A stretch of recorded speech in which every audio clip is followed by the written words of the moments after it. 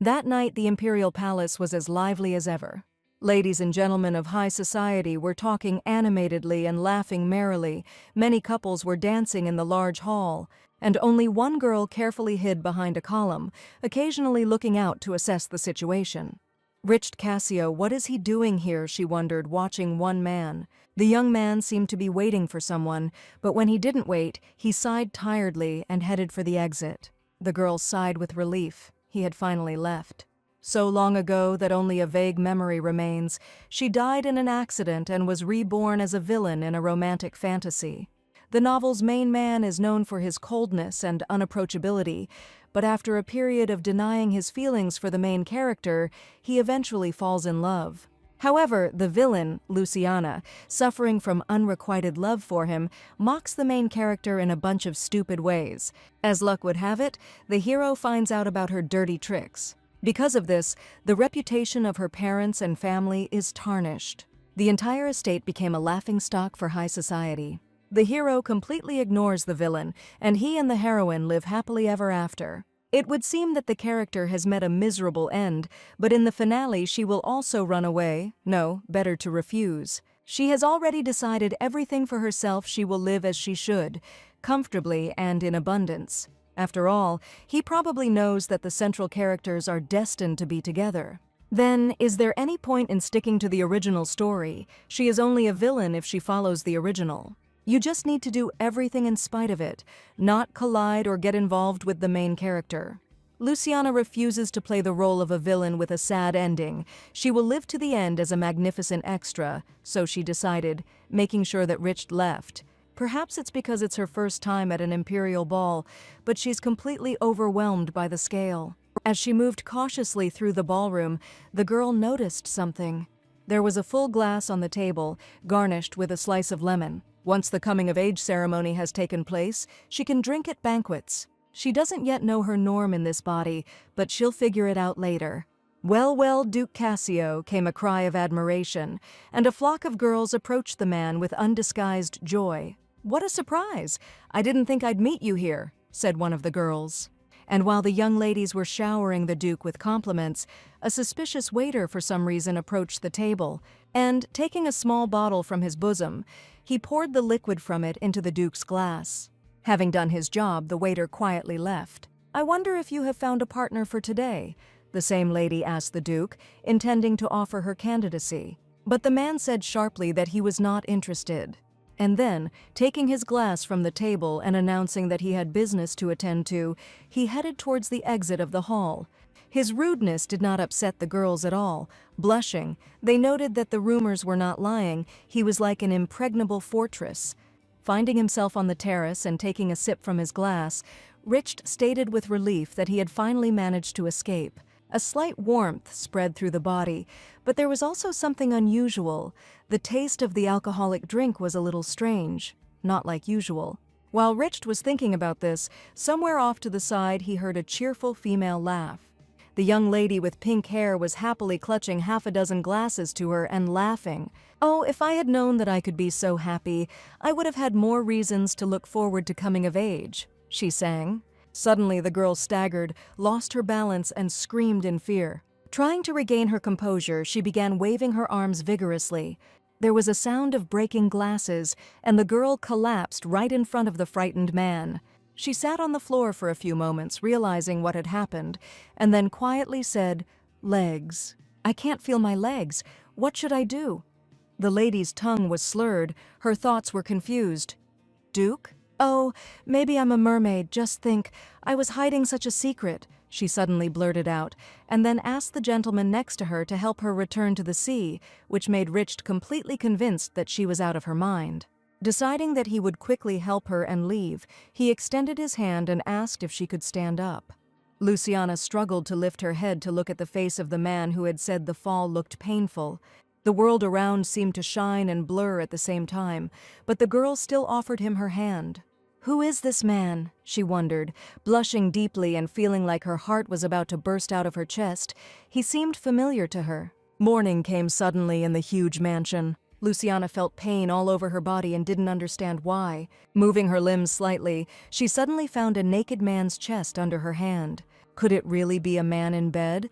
The girl was taken aback and noticed that he was naked. The man hugged her in her sleep and suddenly opened his eyes. Luciana swallowed nervously. Because she immediately recognized him, it was Richard Cassio. A two-voice, heart-rending scream echoed through the huge house.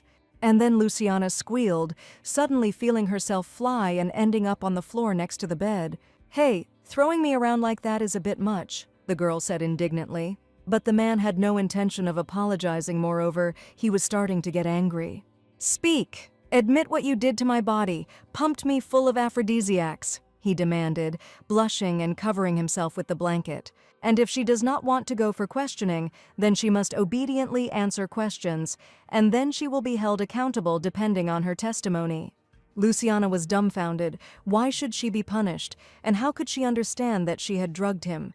She considered herself the only one who felt like crying now, spending her first night like this, and not with just anyone, but with Richard.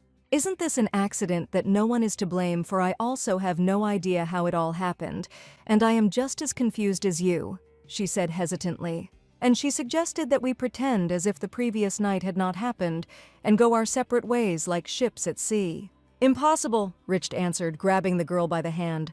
"You can't pretend like nothing happened." The man approached her and grabbed her hand quite roughly. He lifted her hand, pointing to the design on her wrist. After all, the events of last night led to the fact that they are now connected. Luciana had absolutely no idea what he was talking about and just blinked her eyes in bewilderment. And she was horrified when Richard explained that the mark on her wrist was proof of their connection. The girl looked at her hand in confusion indeed. There was a mark, and in the same place as his. Does this mean that she is somehow connected to Richard? But she answered out loud that it was impossible. He was just joking. Is it possible to get it just because of one drunken mistake? It's possible. The only condition for establishing a connection is sexual intercourse, the Duke said, blushing. Luciana also blushed and thought about his words. If everything happened as he said, then ordinary people don't put marks. But if she's human, then what the hell is Richard? The man realized that she was thinking about his essence. "I'm different from the rest," he said, turning away. "For centuries, the blood of wolves has flowed in the Cassio family, from the union of a werewolf and a human woman, a line born of love. These are the origins of the Cassio family." Luciana screamed in surprise. This was not the case in the original. Understanding her cry in his own way, the man explained that the blood of that wolf had been passed down in the family through generations, and left a mark on her partner for life. "And he will love his chosen one until the end of his life." The girl shuddered at these words. "Now do you understand the situation we find ourselves in?" Richard asked the girl. Luciana understood and sincerely wanted to change this situation. But the man roughly grabbed her face, not letting her say anything. "It's enough if you thoughtlessly reveal to others what you learned today," he began in a threatening voice. Then he moved his face close to her lips. "You and your family will be in danger," Richard finished Cassio, almost touching her lips. Sharply pushing him away from her, the girl replied that she understood everything and vowed that she would not allow anything like that to happen.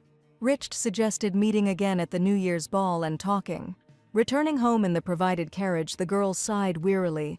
Where did the wolves come from here anyway? She had read the novel many times and there was nothing like that there. Come to think of it, not long before her death, the author said he was preparing an epilogue with a surprise. Could this be an unpublished story? Richard must have belonged to a different species. If so, then the romantic lines about his soul already belonging to her were a hint of a secret. But wait a minute, Richard told Deborah something about love until death and the intertwining of souls. So now these words are addressed to her. Luciana came in horror. But she doesn't want to separate the main characters, which is the point of changing the original story. Before Richard and Deborah's hearts were united, she became a villain who seduced him and bound him to her through her body. Where did she go wrong? The girl wondered. Weren't the main characters together the whole time on the day of the ball? Soon the carriage arrived at Leslie's estate, and a worried cry was heard towards the girl. Luciana recognized her brother's voice without a doubt. "You didn't come home last night and you just came here now?" asked Lauren Leslie, Luciana's older brother. The girl thought hard about how to answer, but could only say that fate had decreed it that way. So you just decided to have some fun. You're probably tired. Come into the house," the young man responded calmly. No matter how open the topic of sex is here, it is difficult for her to get used to it and take it lightly. Meanwhile, Lauren noticed the carriage in which his sister arrived, a four-wheeled carriage made of top-quality gilded wood, not quite up to Lucy's standard, but still a high-quality product. But why isn't there a family crest on it, whose degenerate dared to touch his beloved little sister? And although Lauren tried to keep a straight face, his anger at the stranger still broke through, but he immediately smiled kindly when the girl called him. "Are you worried about your mother and father?" Luciana asked, and indeed it was so. Her father was worried about his daughter. The girl hurried to greet her parents, and Lauren was touched by his little sister's kind heart. Meanwhile, Duke Cassio was reflecting on what had happened that night. His gaze, wandering around the room, suddenly came across an incomprehensible object. He reached out and picked up something that looked like a badge. Could it have been the daughter of the Leslie family who left this? She was the only stranger in the bedroom. But Rich still couldn't comprehend today's events drunk. He brought the woman into the bedroom. There is definitely someone else behind this. He doesn't know who, but this rat will definitely answer for everything. There was a knock at the door. It was Godwin, the Duke's servant. "I escorted the guest to the estate with the utmost care," the servant said respectfully, and yet he ventured to ask whether his lordship had really left a mark on Miss Leslie. The old servant, who knew about his master's secret, was horrified, and then Rich himself shuddered when he heard from Godwin that it was winter now. "You didn't tell her that every winter there is a mating season?" The question hung in the air. Duke Cassio understood Godwin's concerns, but he assured him that everything was fine because they would meet at the ball. This evening in the imperial palace was no less lively than the previous one. Young people were having fun and talking in the ballroom. Luciana was on the terrace, realizing that she felt much better in quiet places. There was such a commotion at home a few hours ago when she told her parents that she was going to the ball again. Thanks to her mother, who neutralized her brother and father, she managed to escape, but she is no longer a child.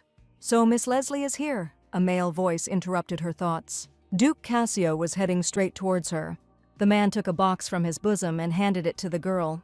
There was a bracelet with a red stone in the box, and Luciana immediately realized that it was a magical item. "Try activating it with mana," Rich suggested to her, and Lucy did just that, concentrating and filling the bracelet with mana. "The day will soon come when the stone will shine. It will be a signal calling you," without looking at the girl, the Duke said. And, completely embarrassed and blushing, he added that this would be the beginning of the mating season. It took Luciana a while to grasp the meaning of his words, but when she did, her memory helpfully brought up a picture from the Animal World channel. "When I give the signal, using the mana stone, you will get to my bedroom. Just do the same as now. The magic will activate itself," said Rich. But the girl interrupted him. "How is it in the bedroom? Does this mean that she should do something?" Luciana froze in her tracks, searching for the right words, and finally blurted out, "Sleep with you." The Duke immediately confirmed that, just like last time, they should spend the night together. "There's no way to break the bond?" Luciana asked hopefully, but the man replied that only if one of them died. Although terrified by the prospect, the girl still did not give up and asked what about the research on the marks, to which the answer was that they had all failed. "Is there really no other way out?" "No, it is still possible to get stuck into studying the marks." "Can you take on the research yourself?" she asked insistently, and the Duke wondered if she would really do it. "I graduated from the academy with a degree in magical crafts. Will you show me the relevant journals?" Luciana asked modestly. But the Duke began to say that this was one of the family's most important secrets. But the girl looked at him so pleadingly that he began to doubt. "If this proves useful, then so be it. I have a building in Rodwell. We can exchange findings there." Rich gave in. However, the girl was worried that if the mating season began before everything was successful. "Suppose I don't come when called, what will happen?" she asked. The Duke replied that he would endure it for a day or two, no longer, and then would most likely lose control and burst into her bedroom. "Willpower won't help here. He will probably be rude, so assistance is welcome." Luciana blushed and replied that she understood everything, but the girl's head was racing with the thought, could he really turn into a beast? The next day, an assistant came to the Duke with a report as ordered. He was searching for the person who left the badge in the Duke's bedroom. But even after bringing in the best intelligence guilds, they found nothing significant. The Duke asked if there really were no leads at all, and the assistant admitted this with regret. It seemed the culprits had gone deep into hiding. This whole memory loss and imprinting thing, someone is definitely pulling the strings. But which of the nobles at that ball could have arranged such a thing? For now, Richt can only exclude one family. At the ball yesterday, Miss Leslie assured him that she had never seen such an object. She hated snakes and could not have picked up such a thing in the imperial palace. Besides, she was drunk the whole time. Remembering their conversation yesterday, the man smiled tenderly. And the next moment it was as if lightning struck him. He had just been smiling, thinking about her. Luciana, anyway. He began and stopped, realizing that he was seeing a girl in front of him. Realizing that this could not be, the man tried to shake off the obsession. He looked at Logan again and realized he had only thought of her because the assistant was wearing yellow and pink. Feeling out of place, he quietly told Logan about the jacket. "You can take it off," Richt repeated, since the assistant did not understand at all what the Duke wanted from him. "Haha, of course, it's still hot," he laughed tensely, pulling off his clothes, regretting in his soul that he had tried so hard to dress up. "And the shirt too," Duke Cassio added discontentedly. The last words scared Logan. If he took off his shirt, he would be left almost naked. Why was the Duke ordering him to undress? He would never agree. Could the Duke possibly have dirty thoughts towards him? Logan blushed and timidly asked why the shirt. "What are you even thinking about?" Richt got angry when he saw his look. And then he loudly ordered the servants to get rid of everything yellow and pink. Logan was once again afraid of what would happen to him, but the imperturbable servants were already dragging him towards the exit. While the servants carried away the source of the Duke's irritation, the latter tried to put his thoughts in order. But still, all his thoughts revolved around the girl with pink hair. He himself understood that he was full of thoughts about the young miss. The influence of the mark was so great that it was frightening. One could only hope that this woman's efforts would turn out to be successful. At this time, Luciana was thinking that the day had come when she promised to receive the research journal from Richt. And how could she unobtrusively ask Marie for a favor? After some thought, she came up with a plan of action. Step 1 was to call Marie, which was done quite easily. Step 2, quickly deliver the message. Luciana handed the maid a handkerchief and a note with an address, with instructions to go to the specified address, then say the name Lyrian and hand over the handkerchief. Step 3, give thanks and happily prepare to receive the information. But just as Luciana was about to leave, Marie stopped her by asking if it was really Rodwell. This is neither a residence nor a shopping district, such a strange place, and the lady even uses a pseudonym. For Luciana this was an expected reaction, but still not desired. She knew it would be suspicious, but she still decided that impudence was her second happiness. "I'm preparing for a study, and they sell magical herbs there that are hard to find on the market." The girl kept a confident face, while inside she was shaking with fear. Marie thought for a moment and looked at her mistress with suspicion. "Wow, it must be a very secret corner," the maid was delighted. And she asked to provide this to her, while Luciana struggled with pangs of conscience and mentally apologizing for lying. Time passed, and now Marie was supposed to return. Finally, the satisfied voice of the maid was heard. Lucy rushed towards it because the box was quite heavy. Marie put the parcel on the table and hesitated slightly. She felt awkward talking about it. "Madam, that shop looks suspicious," she said to Miss Leslie in a low voice. Luciana didn't understand what she was talking about, and then Marie began to tell. When she arrived and opened the door, it was so dark that she screamed. But the girl still asked if there was anyone like that, when someone's rough voice ordered her to say her name, and someone put a sword to her neck. 2 angry eyes looked at the frightened girl. Then she held out her handkerchief with shaking hands, saying that she was there on behalf of Miss Lyrian. "So you are the promised buyer," said the frightening man. Then he thrust the box into her hands, and, having informed her that everything inside was listed, he showed her the door. "They threw me out like some kind of sneak." Marie was indignant, and Luciana sincerely pitied her, ordering her to rest today. The girl was worried about who would serve the mistress, but she was still grateful for the care. Luciana silently accepted the maid's thanks and did not say that she simply had a mountain of documents waiting for her to study. Marie continued to sing the praises of her caring mistress as she tried to carefully escort the maid out of her room.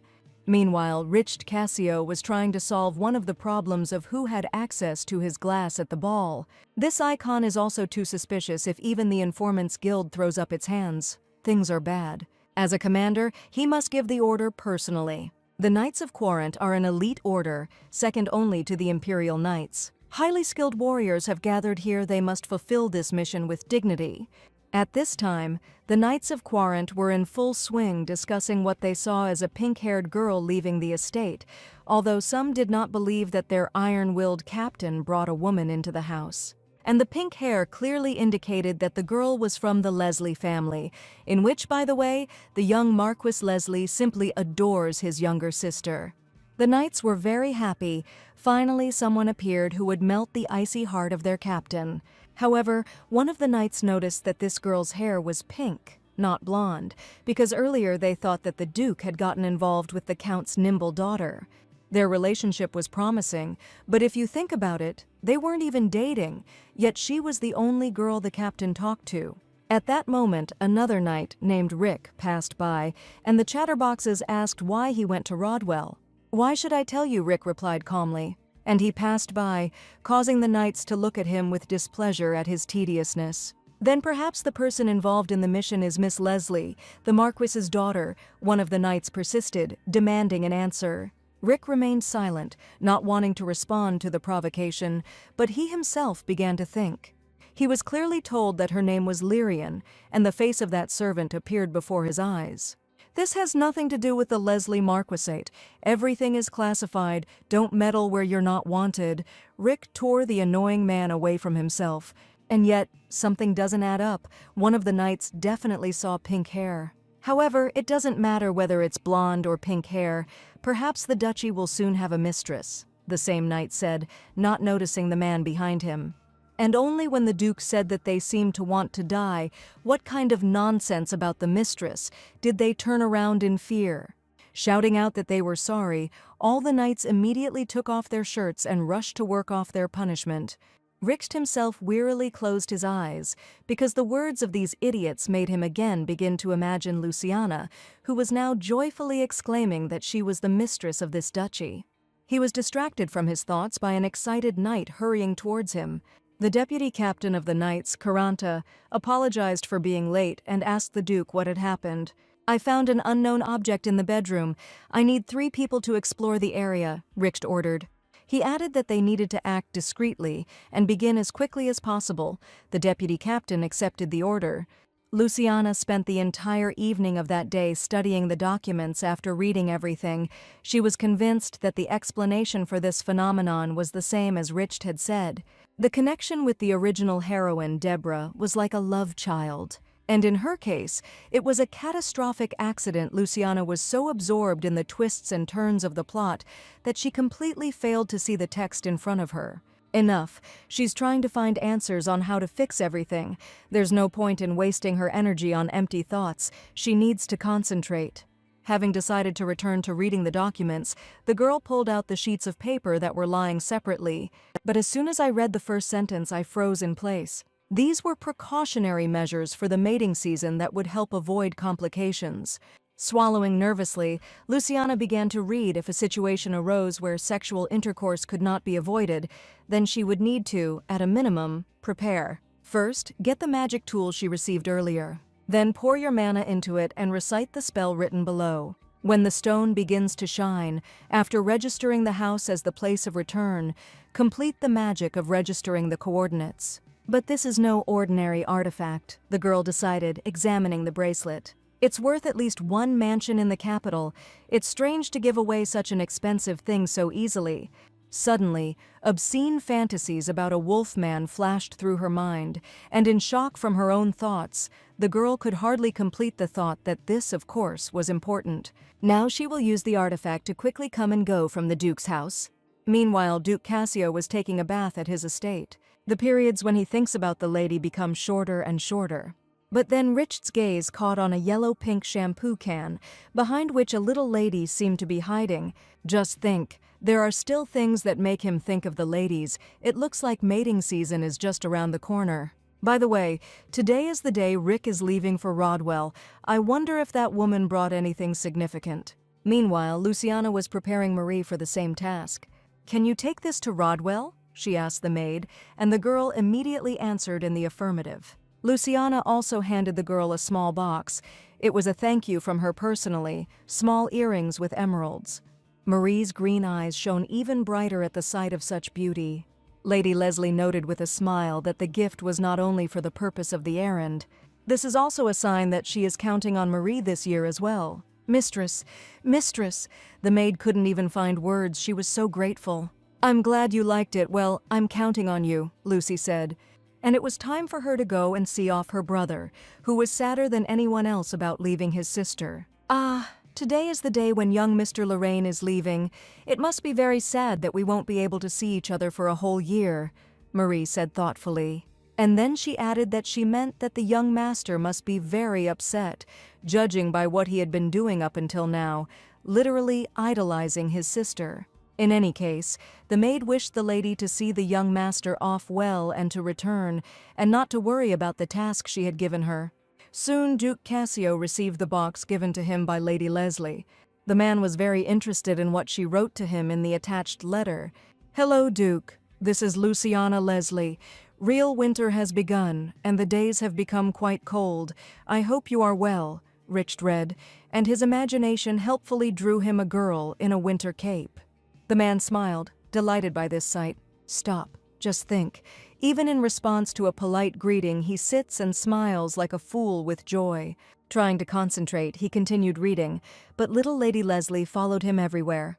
She asked him to prepare materials according to the table, and asked if he by any chance had any family archives. Then there was a short list that he had to check. Having read everything, Richard came to the conclusion that these were, at least, not empty words. The logic was well-founded, and the evidence convincing.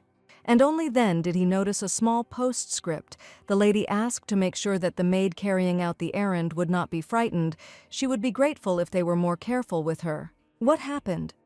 Judging by what she writes, the maid was very scared. Perhaps Rick was pestering her. But he is a good knight who understands perfectly well when he is being reprimanded. In the letter, Richard wrote that he would tell them to be more careful, and also admitted his guilt in not keeping an eye on this, so he apologizes on his behalf. Richard also wrote that he ordered the preparation of materials of the highest quality, so there is no need to worry about this. But there was something else he had to say. It seems that some of the knights of his family began to suspect their relationship. It seemed they saw the lady leaving the estate. Richard promised to warn them on his part, but she should also be more careful. A few days later, Marie anxiously asked the lady if she was going to stay up late doing research that night as well. But Luciana did not answer the maid's question. Starting to get nervous, Marie began to pound hard on the door. Asking the lady to open the door, Luciana suddenly opened her eyes, awakened by the noise, and she herself did not notice how she fell asleep. "Mary, you're the one who's been late. Hurry up or rest. When you leave, I'll go too," Lady Leslie answered, and the maid let out a relaxed breath. "The gentlemen are alive," asking her not to overwork herself. The girl left, and Luciana stretched, trying to shake off the remnants of sleep. "Now is not the time for this. There are still things to do. There are still things to do," the girl repeated to herself, but with each word her eyes closed more and more.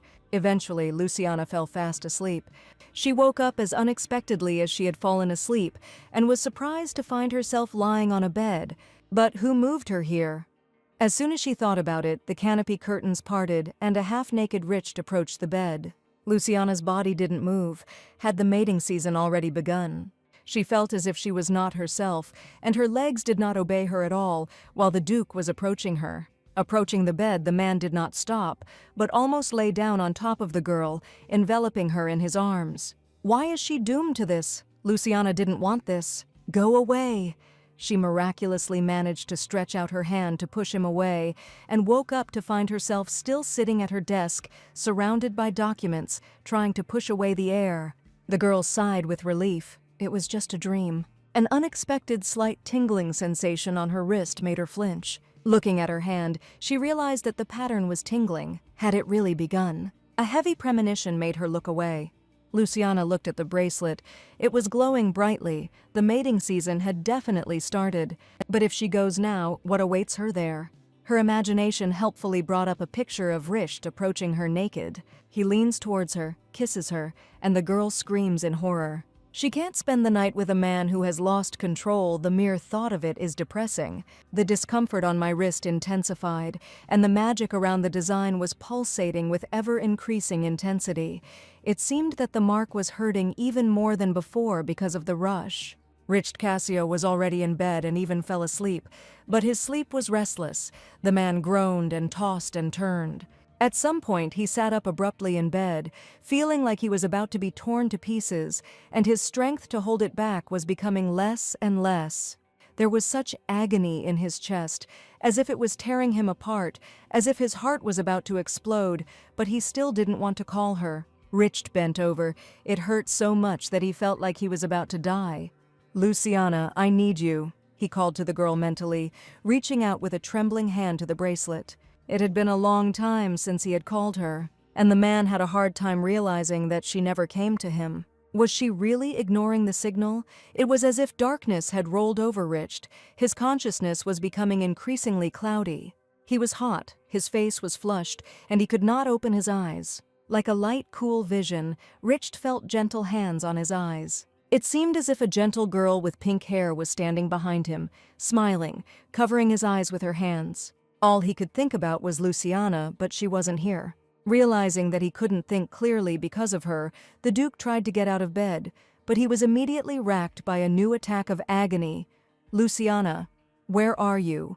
"Luciana," he asked quietly into the void, never having seen the magical glow in the middle of the room and the girl who appeared in it. But she immediately saw the cowering Duke. He looks really bad.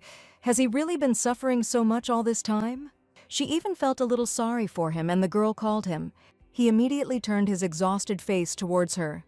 Seeing this, Luciana realized that he had gone through hell. She, of course, knew that his pain was worse, but still she had no idea how much.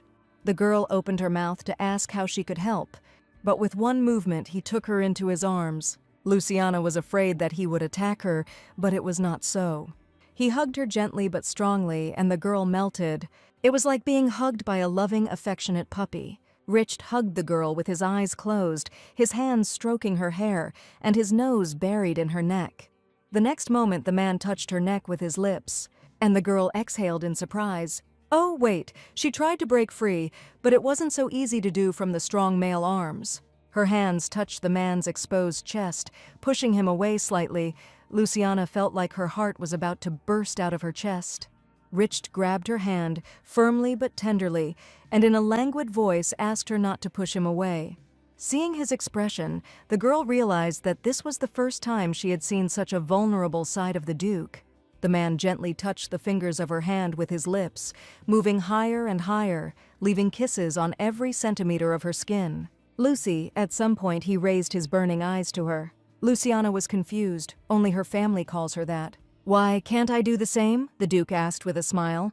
And he suggested calling her Luciana, capturing her face with both hands, and the girl realized that talking to him was useless. He was out of his mind. But she still had the magic item.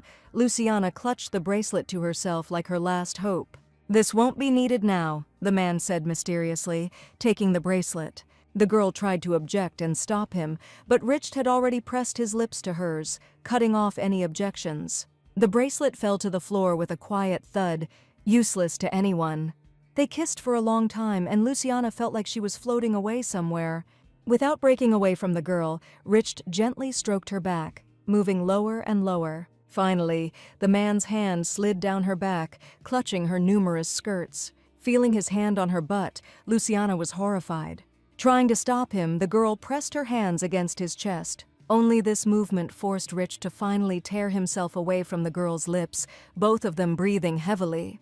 Duke Cassio took a moment to catch his breath, giving her a little respite. "Your lips are swollen," the man said in a hoarse voice. Luciana wiped her face in embarrassment. She felt that something had changed in him, but she couldn't think about it for long, because Rich started to act again. Now he had the girl in his arms. A mysterious smile played on the man's lips, and he looked straight into her eyes. "Let's go to bed," he said, heading towards the large bed. Luciana didn't even have time to object before she was instantly thrown onto the bed, and the Duke himself began to unbutton his shirt, without ceasing to look at the girl with shining eyes. Luciana looked at him with bated breath last time she was drunk and didn't know it was so exciting. The man slowly unbuttoned and took off his shirt and walked towards her. Feeling like a cornered hamster, the girl frantically wondered if they would really do it. Suddenly, a hand gently touched her cheek, and the girl blushed again. "Relax, Lucy," Rich said gently, and he pressed his lips to the girl's lips, captivating her. Then, pressing lightly, he forced her to fall onto the bed, taking a horizontal position, and after enjoying her lips, the Duke moved on to the tender and sensitive skin of her neck, and he began to move lower down her body, causing a sensitive moan to escape the girl's lips. She still tried to slow him down with her hand, but soon she felt how soft his hair was, and her movements became stroking. The man raised his head, enjoying her touches and understanding them as consent. Returning to the girl's lips, Rich became completely immersed in their sensitive game. The man and woman had the whole night ahead of them. Morning came suddenly. Luciana woke up with a mixture of cold and pain throughout her body. Opening her eyes, she discovered Rich's face very close by. It must be admitted that he is the main male character, and therefore very handsome. And yesterday he didn't act like a madman for a moment. The girl pulled herself together. Enough of remembering. The whole situation was already upsetting. She needed to somehow get out of bed, but because of the man lying next to her, she literally couldn't move. Rich Cassio suddenly opened his eyes. The man stared wide-eyed at the girl next to him. Barely remembering what was happening for a few moments, he realized where he was and what he was doing, while Luciana worried that their faces were too close to each other. And after just a couple of seconds, the man jerked his hands sharply, and the girl flew from the bed to the floor. It was like déjà vu. On their first night, she had flown out of bed in exactly the same way. "I'll bring a contraceptive drink. Drink it before you leave," Rich said coldly, getting out of bed and throwing on a robe. Luciana felt a little sad, but if you think about it, it was all true. Last night did not happen by their will. They were definitely out of their minds. The tenderness that was yesterday is not at all what Rich actually experiences. It's just a fake caused by the mating season. But frankly speaking, she has no reason to expect kindness. This is just an accident that they got involved in due to a misunderstanding, and so they are just strangers who spent the night together twice. Rich tried not to look at the girl, but he could feel her irritated state behind his back. "Shouldn't you leave now?" he asked as Luciana remained sitting on the bed. And blushing, he reminded her of her words about how he should behave more carefully so that no one would find out. Although Luciana understood their entire situation, she couldn't help but be taken aback by the fact that after everything he was so easily driving her away.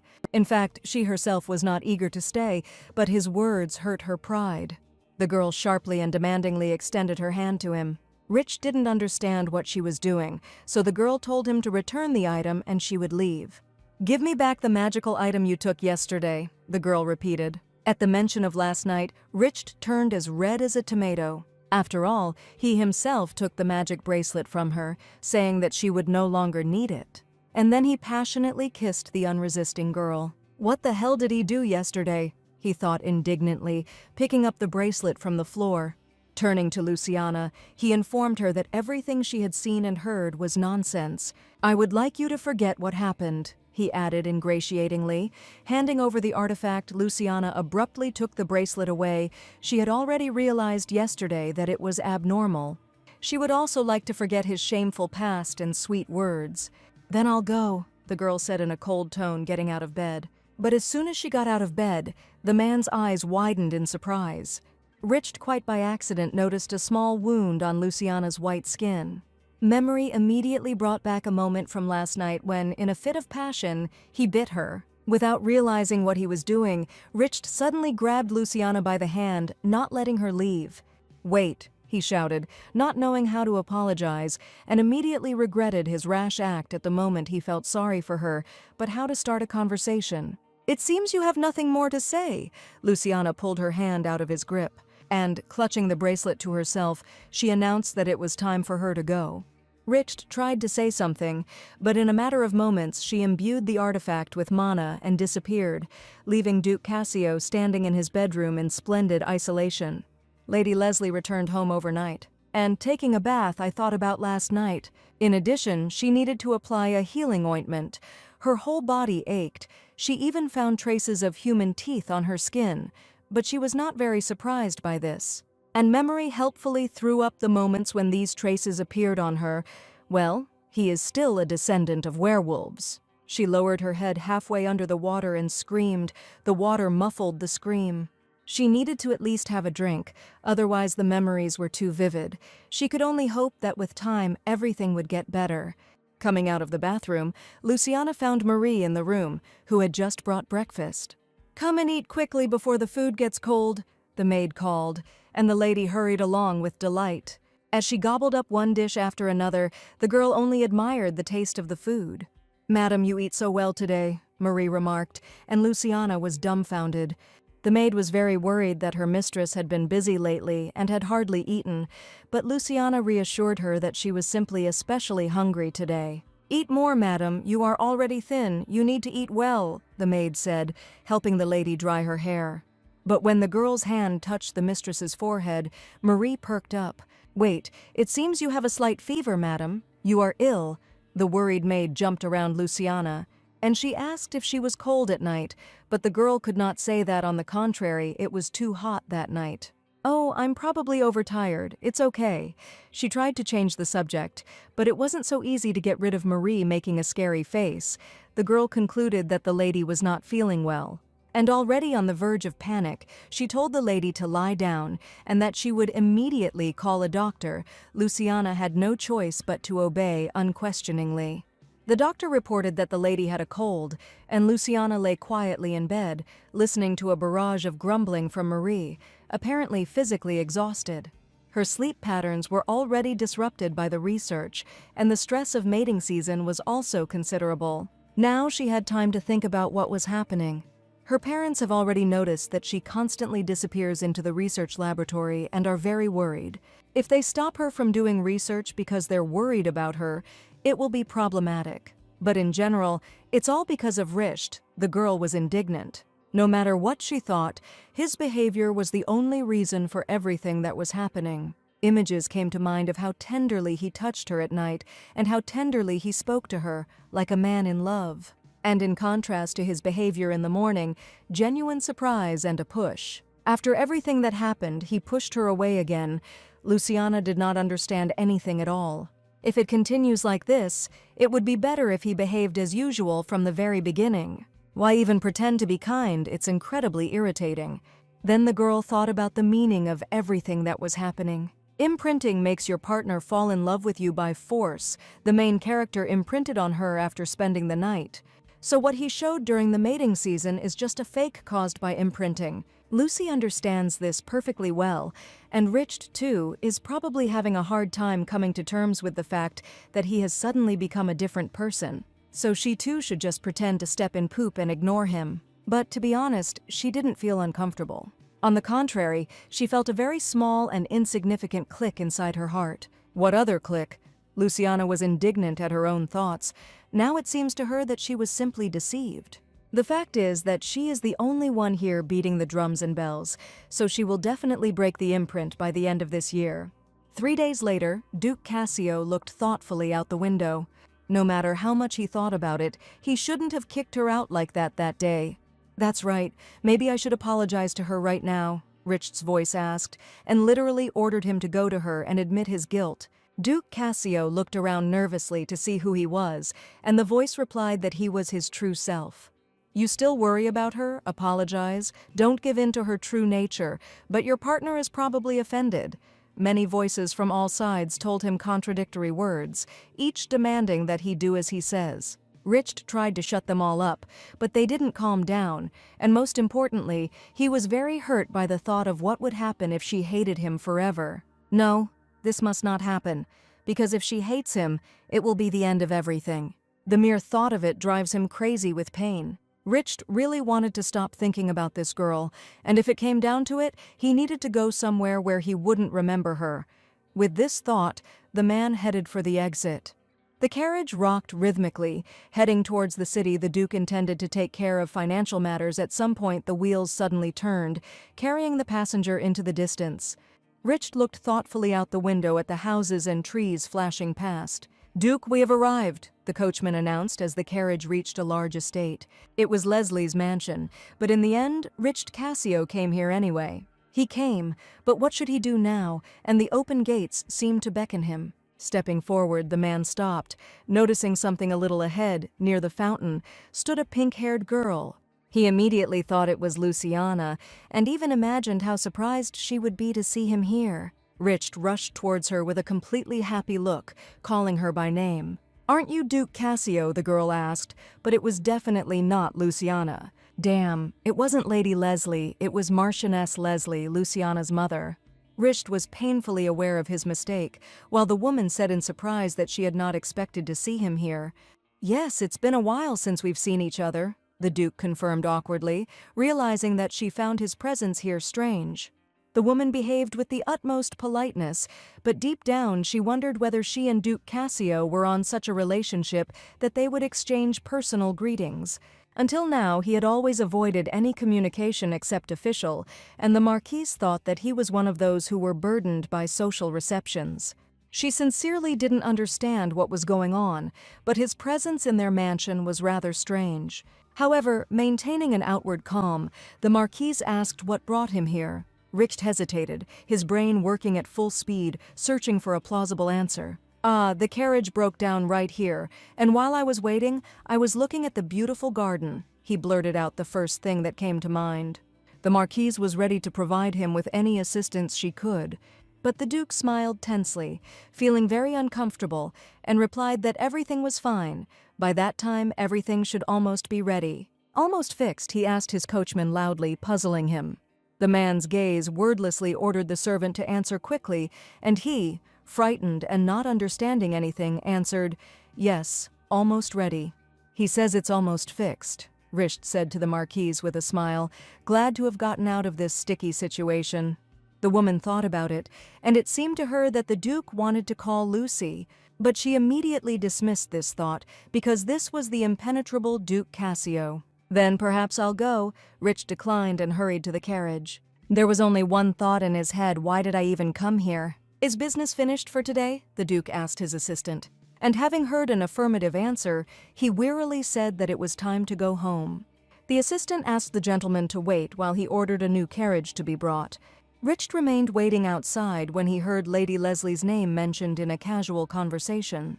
"It was the first time Lady Leslie had invited me," one of the girls said, while the other asked in surprise what the occasion was. Rich's eyes widened and he became all ears. It was Luciana's birthday. The girls were excitedly discussing the upcoming banquet, but at some point they began to speak in whispers.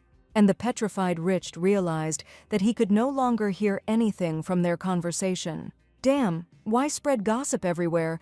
The man punched the nearest wall with all his might. The gossips were frightened by such an unexpected and rude act, and the assistant who came running was also shocked by the gentleman's behavior. The wall cracked, he reported with horror, wondering why the Duke had behaved this way. A worried man in a red suit was also hurrying towards them. "Oh no, my sweet little one, whom I have so painstakingly acquired with the savings I have saved for 20 years. He burst into tears, looking at the cracked wall. And then he got angry and turned to the one who had done this to his precious wall. But then he stopped short, seeing his gaze and also taking in his clothes, judging by everything. He was an aristocrat. Then he looked down at his broken fist to see if he had really hit with his bare hand. It seemed he had contacted a crazy aristocrat. The shopkeeper stood humbly, waiting for an answer, just as the Duke's assistant waited for his reaction. "Oh, I'm sorry, it's our fault. So if you send us an invoice for the repairs, we'll pay for everything." The assistant put on a wide smile and handed the store owner a business card. And then he added in a whisper that he would like to keep the incident a secret, and the owner, having learned that it was Duke Cassio, was in awe. "I'm sorry, but as an apology, I will pay double the estimate and also fully compensate for lost profits during the repairs," Rich added. The man sincerely thanked His Excellency the Duke, in his soul already counting the pile of money he would receive from him. With that, they said goodbye. The assistant reminded them that they would be waiting for his letter, and the owner bowed low, saying goodbye to the aristocrat. "Your Excellency, why did you suddenly break down the wall? You seem strange today." asked the assistant as they headed towards the carriage. Risht, of course, didn't answer, so the young man, as if that was how it should be, continued chatting. There are no urgent documents requiring your consideration today, so when we return, you had better have a good rest. He faltered at the last words, as the Duke stopped near a shop window. Fearing that His Excellency was about to do something else, the assistant asked worriedly what had happened. But the Duke continued to stare at the display case, his expression blank, so the assistant turned around too. There in the display case, a huge pink diamond on a chain sparkled. With a wise look, the assistant reflected that this was clearly not for a woman. Perhaps the Duke had developed an interest in collecting jewelry, a very constructive hobby that would do him good. With this quality, it's definitely worth buying, and besides, this place is run by a master. The assistant praised the diamond. Risht asked with interest whether the master was famous, and the assistant replied that recently he had been enjoying great attention from noble ladies in high society. They say that when you put on his jewelry, you feel like you've been born again. The pink diamond matches the color of her hair, the Duke thought. The man looked at the shop window for a long time and thought. Then, abruptly, as if nothing had happened, he stated that the coachman was probably waiting. "You're just leaving?" the assistant asked, dumbfounded, to which the Duke replied that there was no point in trinkets. That same evening, a terrible thunderstorm broke out. "It's raining at a time like this. It's scary. You need to quickly close the door and go home." The jeweler approached the door of the store, but just as he was about to hang up the closed sign, a flash of lightning illuminated a shadow on the street. "There is someone outside." The master was frightened, realizing that he had not yet managed to lock the door at such a time. In the rain, no one would come to buy jewelry, which meant it was a robber. The master was so afraid he was ready to do anything to be spared when a hooded figure stepped into the store. "Is it possible to buy that pink diamond now?" asked the visitor, throwing back his hood. The shop owner immediately recognized Duke Cassio. "You came to buy a pink diamond. Come inside." The master smiled, feeling relieved that this was a customer of the store. And he himself rushed to the counter, asking to wait. He would bring the diamond now. And then he remembered that he had already sold that pink diamond that afternoon. "Oh, that was already bought by another client," he quietly answered the Duke. Hearing this, the Duke lost his temper. He rushed here without closing his eyes. He should have bought it right away. Risht was angry with himself, frightening the seller with his expression. After the initial fright, the master thought that since Duke Cassio himself had come to his shop, he could not let him go empty-handed. "Don't be so upset," he asked the buyer, and the Duke was indignant that he was not upset. And although the owner said that he had other good things, Risht replied that he was not interested in anything else. "You won't regret it." The owner's words sounded so confident that the man stopped. "This is an item from the Kingdom of Ibania, which is called the Paradise of Jewels. And this is a very rare thing." These words made Risht turn around. "Madam, happy birthday," came a joyful cry. "This is, although modest, a gift from me to you." Marie handed the box to Luciana. The girl was delighted and asked why Marie had prepared such a thing. But the maid did it from the bottom of her heart, and also said that she had received another gift. Luciana was surprised. It was only 7 in the morning. Marie quickly went out and returned with a box in her hands, on which lay a letter. It was a gift from Lorraine, and Lucy began to read the letter with delight. The gift was a small music box, and her brother congratulated the girl on her 20th birthday in a letter. Luciana read the letter tenderly, wondering when her brother had managed to do all this. "Ah, madam, we can't waste any more time. Come here quickly," Marie urged. And grabbing the lady by the hand, she dragged her somewhere. Having seated her on a chair, she informed her that the lady was the main character today, so it was time to start preparing, and she would try to make her a shining main character. Luciana was slightly intimidated by the maid's enthusiasm and asked her not to try so hard. "Besides, today is the day I get the magic candles. I'm sorry you have to go to Rodwell," the lady said. But Marie replied that everything was fine, and today was the day when the lady should shine. Besides, she was a little scared last time in Rodwell, but the lady told her to be more confident next time. Marie was very curious to see how that knight's rude attitude would change. In any case, the lady doesn't need to worry. She'll finish helping with the outfit and immediately go on the errand. A couple of hours later, on Rodwell Street, at the meeting place, Marie knocked on the door and quietly asked that if there was anyone inside, they should help her open the door. She had barely finished speaking when the door swung open, frightening the girl. But she immediately perked up. Why should she be afraid? Yes, today she will act more confidently. Excuse me, as you can see my hands are busy. The girl proudly raised her head when the door opened. Last time she received an empty box, so he must have specifically asked her to open the door. But today he was definitely noticeably calmer than before. Maybe it was because the lady told her to be more confident. Still, the lady is the best, Marie admired, handing over the box with an important face. You don't check scarves anymore. The girl became even bolder.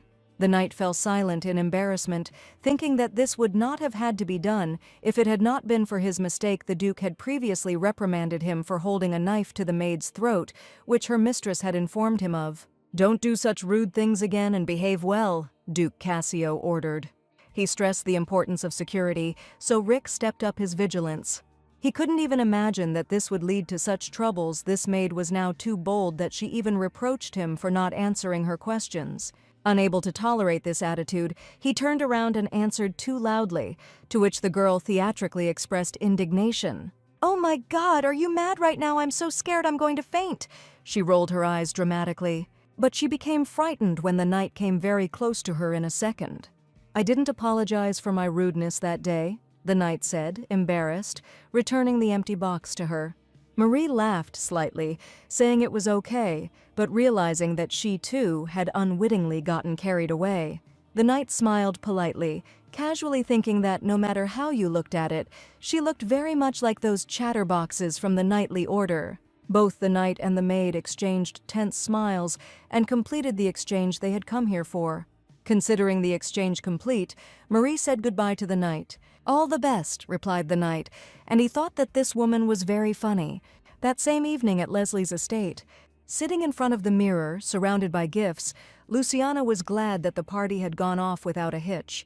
Now she needs to check what Marie brought from Rodwell. But this delivery method, no matter what you think, is very inefficient. Of course, thanks to this inconvenient method, she can continue her research without being caught. And yet, it takes 2 whole weeks to obtain the materials needed for research, which is too long. By the time she remembers what needs to be done, she will have already forgotten everything, and this is annoying. Besides, scenes from the mating season constantly pop up. The more Luciana thinks about it, the more she needs to calm down and focus on research. She needs to quickly do the research and break this imprinting. Upon opening the box, the girl immediately noticed a luxurious box. She asked for magic candles, but they cannot be in such a box. It may be an item that requires careful packaging and requires extreme caution. But when Lucy carefully opened the box, she was surprised to find a precious stone inside. This is definitely not what she asked for, but what is this gem for? Wait, is this really a mana stone? Is it also for the mating season? The girl concentrated, pouring in mana, but nothing worked. It's strange, it's not a mana stone, it's a regular gem. But the more Lucy looked, the more it seemed to her that it was not just an ordinary gemstone. It seemed to be the very lunette that the ladies were talking about at the ball. It seems to be all the rage these days, and they say it's hard to find even in the size of a grain of rice. Lunette is a pink stone with golden inclusions, reminiscent of autumn twilight. The ladies at the ball were surprised to realize that the color of the stone was similar to the color of Lady Leslie's hair, suggesting that it would suit her very well. And now, looking at the huge gem, Luciana wondered if it would really suit her. However, the girl thought about one more question. If this is indeed the lunette's gemstone of this size and quality, it must be worth a fortune. But why did Duke Cassio give it to her? She wondered if today was some special day. And then she remembered that today was her birthday. Could this really be her birthday gift from Duke Cassio? The realization of this stuck in her thoughts. It was so strange. No, it can't be. Rich doesn't even know when her birthday is, the girl laughed. Lucy doesn't know the details, but he probably just put it there by mistake. Having decided that she would return it to him later, Luciana decided to take up work, namely, the classification of magical herbs. After a few hours, everything was ready, and the girl was pleased with the good condition of the magical herbs. And now she needs to think of a more effective way to communicate with the Duke, instead of the current ineffective one. And then it was as if lightning struck her. She came up with such an obvious and very effective method, but she would rather die than suggest this method herself. But the research needs to be completed quickly, so there is nothing to be done. A week later, Richt was again waiting for the knight returning from Rodwell. "You're back from Rodwell." The Duke jumped out into the corridor like a jack-in-the-box, frightening Rick. He received the box from his hands and, praising him for his good work, lowered the knight. Rick watched the Duke walk away. He had scared him a lot. Had he really been waiting for him on purpose? Richt was eager to read the letter from Lady Leslie. "Hello, Duke. This is Luciana, daughter of the Marquis Leslie, writing to you," he read and smiled. The girl wrote that she was leaving him a letter because she wanted to make one proposal. Until now, they have been exchanging news through the maid in Rodwell, but Luciana thinks the waiting is taking too long. Reading this, Richt sadly realized that she wanted to finish the research quickly, but then he realized that she had a way to solve this problem. "In fact, I have an alternative. Perhaps it would be better for you and I, Duke, to meet in person," the letter read. But what Richt read next made him open his eyes in surprise. Luciana Leslie offered to meet him in his bedroom. The man's ears instantly turned red as a piece of memory came back to him. The girl wrote that if you use the artifact, you can secretly transfer things, and this will save time. Wouldn't it be easier if she visited his bedroom every time he gave the signal, since the artifact also had built-in return magic, that is, like during the mating season? And if the Duke agrees with her opinion, then let him give her a signal, as on that day. And she added that around 11 in the evening, like last time, would be good. But Richt felt like he was missing something. He reread the letter from the very beginning again. Why was there not a word about the precious stone in the letter? He placed it so that it would be visible as soon as you opened the box, so she couldn't help but notice it. If she received the package, then she definitely saw the gift. What stupidity! Why do I even bother with such nonsense? Richt got angry, crumpling the letter. Whether she was touched or not when she saw this precious gift has nothing to do with him. After all, he bought the stone just like that he couldn't fall asleep that day, so he bought it for a sound sleep, Richt convinced himself. Sometime later, Duke Cassio visited the knight's training ground to talk to Rick. "There is no need to go to Rodwell from now on," the Duke said. Rick was taken aback by this news, and the image of a bright red-haired girl flashed before his eyes. Having difficulty recovering from the shock, the knight could only ask why. "What did you just say?" Duke Cassio's voice was metallic, and Rick instantly realized what nonsense he was talking about, so he immediately apologized and repeated the order not to go to Rodwell anymore. The knight reproached himself for his thoughtless words, but he did not understand what he was thinking at that moment. "You seem sorry you can't go there anymore." "What? Rodwell is covered in honey?" the Duke asked, and Rick flinched, remembering the red-haired maid. But he immediately pulled himself together and replied that this was not so. Anyway, that's all Richt wanted to tell him, just so he would keep it in mind. Having thanked the knight for his good work, the Duke left the parade ground. Feeling some relief, the knight still wondered why he suddenly remembered that maid again. She had caused him trouble until the very end, but they would not see each other again. A week later, the time approached that Luciana wrote in her letter to Richt. I wonder if he accepted her offer to meet in the bedroom. If he had accepted it, a signal would have appeared on the stone, and the moment the girl thought about it, the bracelet lit up. Stop. But since the signal came, it meant she had to go, but she didn't want to, because this would be the first meeting after that incident. After that incident, they parted on bad terms, or rather, Richt called it all a misunderstanding and suggested they forget about it. What can you do? If he has such a character, he is not the type to apologize. Therefore, it is necessary to break the imprinting and cut these chains as soon as possible. Resigned to the inevitable, Luciana closed her eyes slightly as she moved into the Duke's bedroom and opened them wide when she heard his voice. From now on, we will communicate in this way, Richt said, sitting on the bed. And he blushed deeply looking at the girl. Luciana, of course, noticed his strange reaction and was very surprised, and Richt became even more embarrassed. Not only was she dressed the same as she had been that night, but she also appeared without any caution. The Duke asked what she had brought, and the girl replied that they were documents related to the research. Here, this is the plan I made. Luciana handed him the documents. It is clear from her that she is currently constantly conducting experiments, but the process is quite long. The Duke probably wants the research results to appear as soon as possible, but unfortunately it will take some more time. So she wanted to ask him a few things and prepared to take notes, as she would need to start doing detailed work later. The Duke had previously said that Cassio's ducal family had werewolves in its roots. Richt confirmed this, and then the girl asked the next question.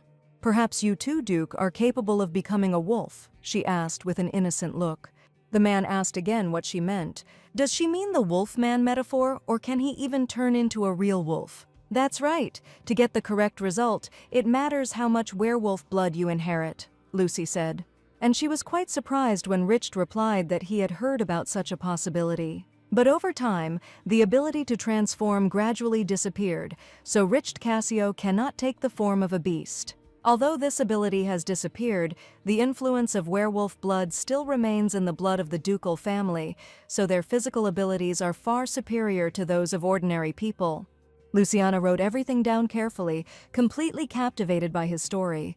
The more the girl looked at him, the more embarrassed Richt became, but he still added that thanks to this, the family line continued, even if only one child was born. "I think that's enough." Luciana was frightened.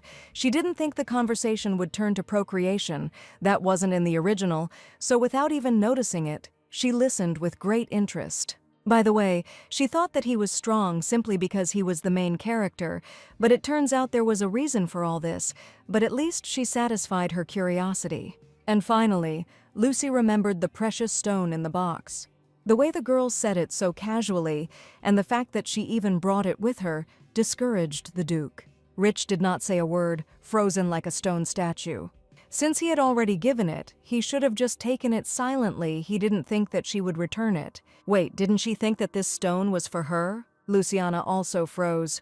She thought that as soon as he saw the stone, he would get angry and grab it, as if it had ended up in her hands by mistake.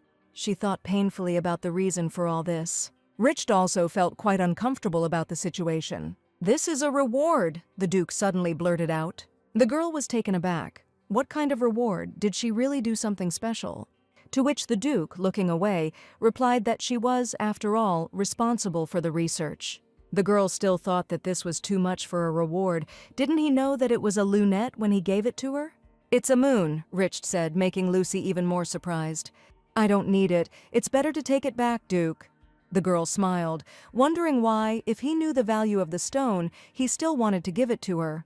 But Rich pushed the box back to Luciana and said that she would take it, because it was also an apology for that day. His words puzzled Luciana even more. What kind of apology for that day? Was Duke Cassio really apologizing to her now? "I apologize for the words I said the morning after that incident. I was rude and didn't push you on purpose." Rich looked at her so openly. He tried to explain why he did this, but froze, completely unsure of what to say. Lucy also froze. She realized that Rich was behaving strangely. But then I started to worry whether everything was okay with him. Richta was becoming more and more captivated by the memories of days gone by. In his memories, his mother was a wonderful person. All of high society spoke of how Duke Cassio valued his wife very much. Everyone wanted to say hello to the Duchess, even though she doesn't usually go out, and no one paid any attention to the little boy. Little Richt was also looking for his mother, and soon found her. He wanted to get some love from his mother. The woman beamed with happiness, but did not even look at her son. "Mom," Richt called, and the woman's mood instantly changed. "Then goodbye, Letty," the stranger said and headed for the exit, even though the woman asked him to stop, calling him by name, Damon. Richt asked his mother who this uncle was. But his mother never answered him. She was very cold with her son. The woman never said another word to her own son. That evening, Richt was left alone, just like any other. The little boy found things to do on his own and interacted with the servants, never forgetting his mother for a second. He even asked the gardener to pick a bouquet of flowers. Mom had been in her bedroom a lot lately, and the boy hoped she would like the bouquet. "It's all because of you. This pattern is disgusting and terrible," the woman screamed. Duke Cassio tried his best to calm his wife, but Letizia seemed to have gone mad. At some point she saw her son, and their eyes met. "You and this child who looks like you are disgusting together," the Duchess screamed hysterically. The boy froze on the threshold, sincerely not understanding why his mother hated both him and his father so much. And he froze, hearing disgusting like monsters. Earlier, his father took him to the secret door and told him that it was time for him to learn the family secret. The blood of the wolf runs in Cassio's family. Only then did Richt realize that his mother considered them monsters because they had the blood of another race. Will he too have to live alone in the future, misunderstood and rejected? Will he really have to beg for love all his life, clinging to it? Time passed, and his mother's health deteriorated as Richt grew older. Duke Cassio sat by his wife's bedside for days on end, begging her not to leave him. Cursed blood, disgusting and terrible. That's all the woman said without even looking at her husband. Richt understood that his mother was never able to forgive him until the very end, and he missed her so much. Suddenly, the dying woman's lips stretched into a smile. Demon, she exhaled, transported back to that carefree time for her. With her last breath, Duchess Cassio closed her eyes for the last time. This came as a complete surprise to the men, and the question of who Damon was hung in the air. The design on the woman's wrist disappeared, which meant that the imprint had disappeared, and that in turn meant only one thing. Letitia, how can you leave me and go away? Until the very end it was Damon. Until the very end, why this bastard? The Duke shook the lifeless body in despair, but it was already over. Even after 3 months, my father still missed my mother. He hardly spoke to his son, but only asked him to leave him alone with the things of his beloved woman, unable to come to terms with her death. How long will the father cling to the mother? But after her death, time continued to flow. Richt had already grown up completely. One day, Richt went to his father, not really hoping for anything.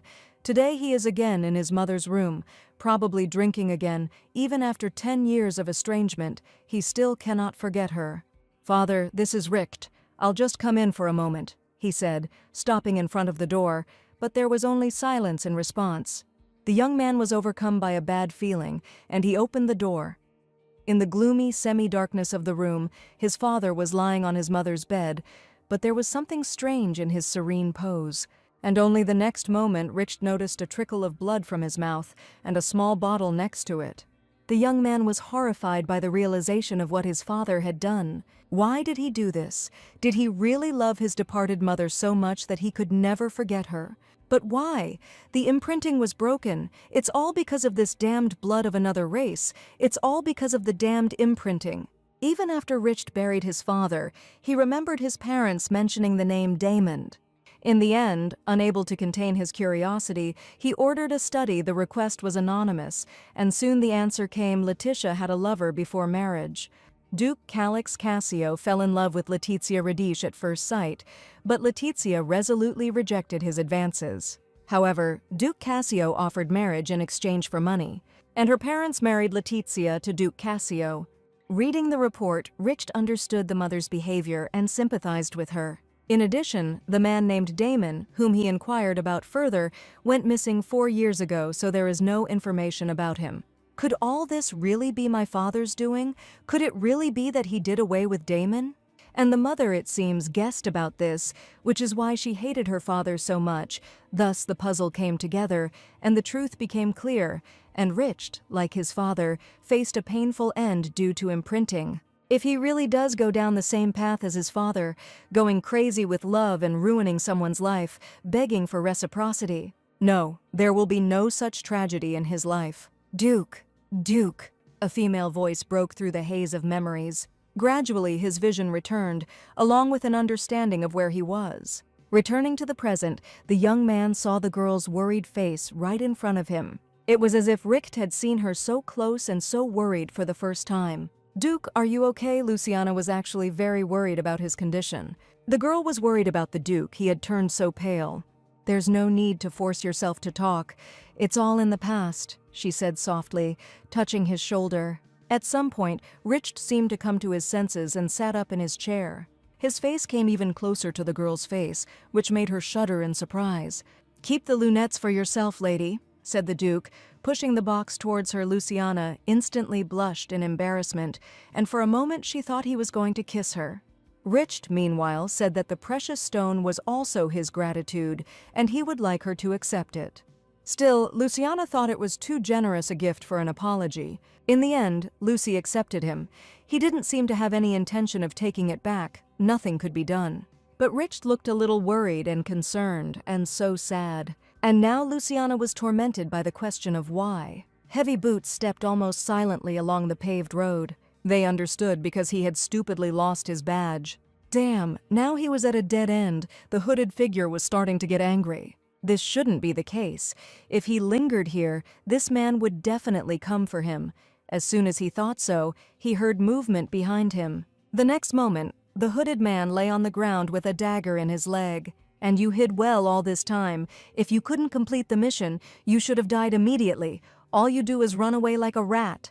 Another man in a hood that completely hid his face said in an ingratiating voice. "What are you saying I did exactly as I was told?" the wounded man shouted. But as soon as he mentioned that he had slipped something into the Duke's glass, they immediately shut his mouth and ordered him to shut up, because no one had allowed him to speak. "Your mission failed because you ended up missing the Duke," said the darkness under the hood, raising a dagger over the lying figure. Drops of blood fell on his face. The stranger only sighed with displeasure. Soon he would have to arrange everything again. Soon the time came again for their next meeting. Luciana sat down in the same place as last time and said that she had good news. "It seems they can finally move on to the next step. I have identified the basic combination that will be used in the research." Luciana could barely contain her joy as she handed him the list. But Rich didn't quite understand this was different from the materials she had requested earlier. "Yes, they are difficult to store, and this time there are a lot of materials, so it might be a hassle," the girl answered apologetically. But when the Duke replied that it didn't matter, since the assistant was doing the preparations anyway, Luciana became angry, feeling like a worker ant who was doing everything himself. But deciding that in any case the research would be impossible without his assistance, the girl apologized for disturbing him and asked him to give her some of his hair. The man was surprised, but Luciana reassured him that she only needed 5 or 6 strands. And without waiting for his answer, she touched Duke Cassio's head.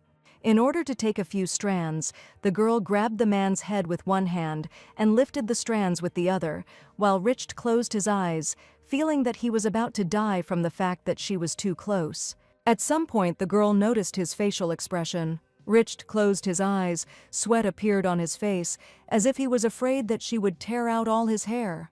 The girl pulled his hair carefully but quickly and strongly. With a satisfied smile, the girl said that now everything was probably a little painful for him. "Then I think I'll be going," Luciana said, yawning mid-sentence. Looking at her, Rich noted that she was definitely too focused on the research. But what if something happens? In the Duke's eyes, the girl has been overtired lately, and obeying an impulse, Rich suggested that she conduct her research more slowly.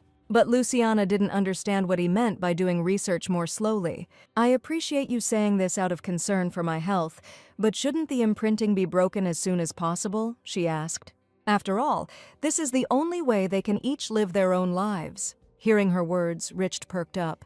Jumping up to the girl, he loudly asked what this meant. Lucy immediately felt that the atmosphere had changed. Had she said something wrong? But she couldn't say that he already had a destined mate. But she could say it with a hint. "Well, who knows? Maybe in the future you'll meet the person destined for you," the girl said as naturally as possible. But her words left the Duke even more stupefied. What the hell other person is destined for me was all he could ask, starting to get angry. His reaction confused Luciana even more. "Well, even if you don't meet the person destined for you, there's no reason to relax," the girl noted philosophically.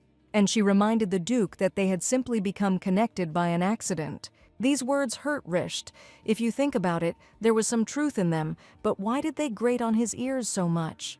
Deciding that their conversation was over, Luciana asked to give her a signal as soon as the materials were ready. And she was about to leave, but Rich suddenly stopped the girl, noticing the blood on her face. In the blink of an eye, the man rushed towards her.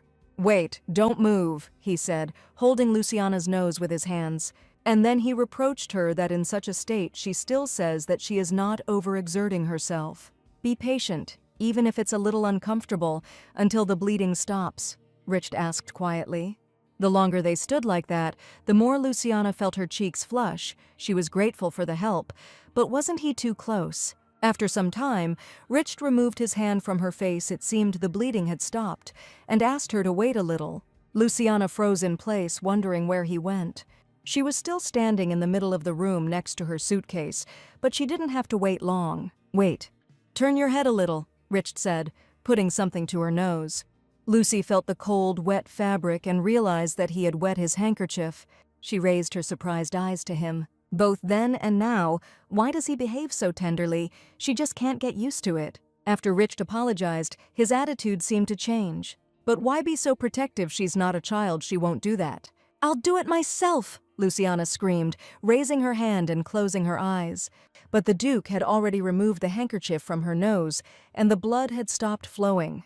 The girl laughed tensely, wondering when he had managed to become so distant. Every time he behaves like this, she forgets about everything for a moment. Forgets that this tenderness is merely the influence of imprinting. "Is that also because of the imprinting?" Luciana asked.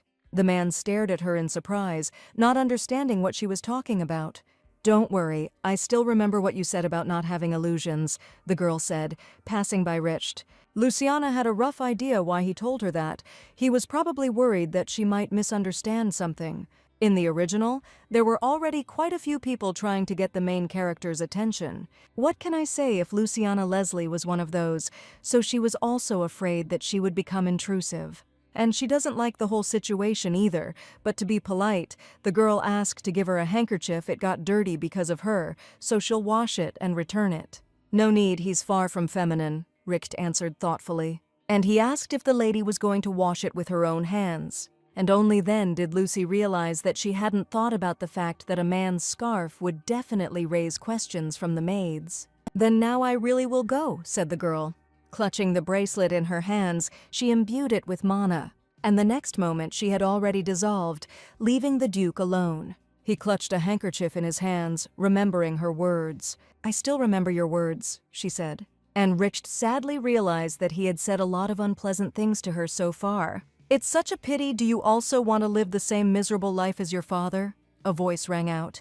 Richt didn't want this, but his dark self added that he had already fallen in love with her. "Before, you would have immediately erased any trace of a woman left on your things," he said, hinting at the scarf. "Look at yourself now, no matter how much you close your eyes and ears, and do not deny, in the end, you are also the same descendant of this family." Time went on as usual. The snowy winter gave way to a blooming spring. So much time had passed. Looking at the blossoming flowers, Richt remembered her. The last time he saw her was last week, and tomorrow he will be able to see her again. A soft female voice called out to Duke Cassio, and he instantly turned around at this call. "It's been a while. How have you been?" the girl asked, hiding her face under an umbrella. It was Deborah Mandy, the main character of the original novel. The girl began to say that she had been coming to the mansion all this time, but they constantly told her that he was not there, and Richt immediately lost interest in her. He replied that this had been conveyed to him, but he asked her not to pretend that they were acquainted unnecessarily. Had she really forgotten about this? "I'm sorry if that was unpleasant for you." Deborah blushed, and she tried to explain that she was just so happy to see him. And she herself thought that something had happened to the Duke. He seemed even colder. But she still has to say what she wanted. She just needs to gather up the courage. "Excuse me, Duke, but would you by any chance like to be my partner at the upcoming spring festival?" the girl asked. But the Duke, without thinking, said that he didn't even see the point in answering this. His answer upset Deborah so much that she visibly wilted, but she still decided to ask why. "Do you really already have another partner?" the girl asked hesitantly. But the Duke had no intention of continuing this conversation. His eyes flashed red. Deborah immediately apologized for keeping him for so long. But as she left, she was painfully wondering if she had said something wrong, or if perhaps Duke Cassio had found another woman. The thought was so sudden that Deborah stopped and turned around, intending to ask another question, but there was no one in the greenhouse anymore. That same evening, a servant brought the Duke an invitation to a spring festival. The Spring Festival is an annual imperial event where the most beautiful woman is chosen, who will then receive the title of Goddess of Spring. Besides this, most nobles are looking for a partner for marriage, or they are looking forward to spending sweet time with the bride or groom. That is, the Spring Festival is an event that is eagerly awaited by lonely noblemen dreaming of love. And from this year onwards, it will be hosted by the second princess, Idris von Adelia. Duke Cassio, there have been strange rumors about you lately. You really are impotent. This is how the second princess greeted him last time. After reading the postscript, in which the princess hoped that he would definitely come, Richt realized that the lover of schemes was restless and clearly wanted to drag him into something again. She always did this, from the very first time we met, although this year it will be an event that does not concern him. While thinking like this, Richt did not forget about the time Lady Leslie was due to arrive soon. "Hello, Duke, how have you been?" came the voice. Luciana was as precise as a clock, and the girl held a box in her hands. Seeing her, the young man flushed with embarrassment, noting to himself that she looked different from usual. After greeting the girl and asking how she was doing, Richt took the box from her hands. But as soon as the girl passed by him, the man's nose caught an unusual smell. The smell was so different from the smell of her usual soap that Richt even said so out loud. Luciana was surprised, and the Duke blushed, realizing that he had said it out loud without noticing it. Pretending as if nothing had happened, the young man carried the box to the table as calmly as possible. But the girl clearly heard his words, and now she was puzzled in her soul as to what smell he meant. She had just washed herself and thought she smelled nice. They spent the next hour sorting through documents and new information. That was all Lucy wanted to convey to the Duke, and he added that if she needed anything, she should let him know separately. "Yes, Duke," the girl smiled, glad that she would be able to leave early today. And then she noticed a red envelope on the table next to the Duke. "And I realized that this was an invitation to a spring festival. A few days ago, she also received this invitation. Lady Leslie had not attended it in previous years, but this time she thought about it. It looks like the lady has also received an invitation. You will be going to the spring festival?" Richt asked, noticing her interest. Slightly embarrassed by this question, the girl replied that she had decided to go. Even though she doesn't want to, she has to go. She has no reason to disobey the will of the second princess. The lady is going to a spring festival, Richt slowly realized, but then it turns out she will be another man's partner. A vivid picture of Luciana happily dancing with someone else appeared before Richt's eyes. Damn, even imagining it makes him feel like he's going crazy. He can't stop her from going, but there's something that can. "Excuse me, how about coming with me?" asked Duke Cassio, embarrassed and blushing. Lucian's eyes widened in surprise. And then an unpleasant chill came over her, to go to the spring festival together. Is he in his right mind? How will people around him react if they become partners? She could hear the gossip of those around her, and the questions about how they met, and what was going on between them. Everything would become too obvious. So why is he suggesting this? In the original, he was with the main character, not with her. Then the girl looked at her wrist and remembered. If everything had gone according to the original, Richt, at Deborah's request, would have gone to a boring social meeting and would have spent the time very romantically. But because of the imprinting, everything went wrong. Luciana already realized that the urge to wipe her nose was strange. The offer to become partners was also likely a consequence of the imprinting. "Okay, don't pay attention. Since I started talking like that, don't get any illusions." That's what he would usually say. So why is he so meek today? In any case, she had to refuse him, which is what Luciana did. But the Duke immediately asked why she refused. "You and I, Duke, are hardly officially acquainted," the girl explained. "If they suddenly appear together as partners, wouldn't it be a shame to waste time hiding the fact that they know each other?" Richt froze, without knowing it, like a fool. He couldn't restrain himself and blurted out something too much. And then Luciana added that even if this were not the reason, she still would have to refuse. "I already have a partner with whom I agreed to go," the girl said simply. Richt's heart sank when he heard her say those words. She already has a partner, but who is he? These thoughts made the man plunge into the abyss of despair. Luciana noticed that he was frowning again. She couldn't understand him at all. Deciding that she had better leave as soon as possible, the girl jumped up from her seat and began to thank him for the offer.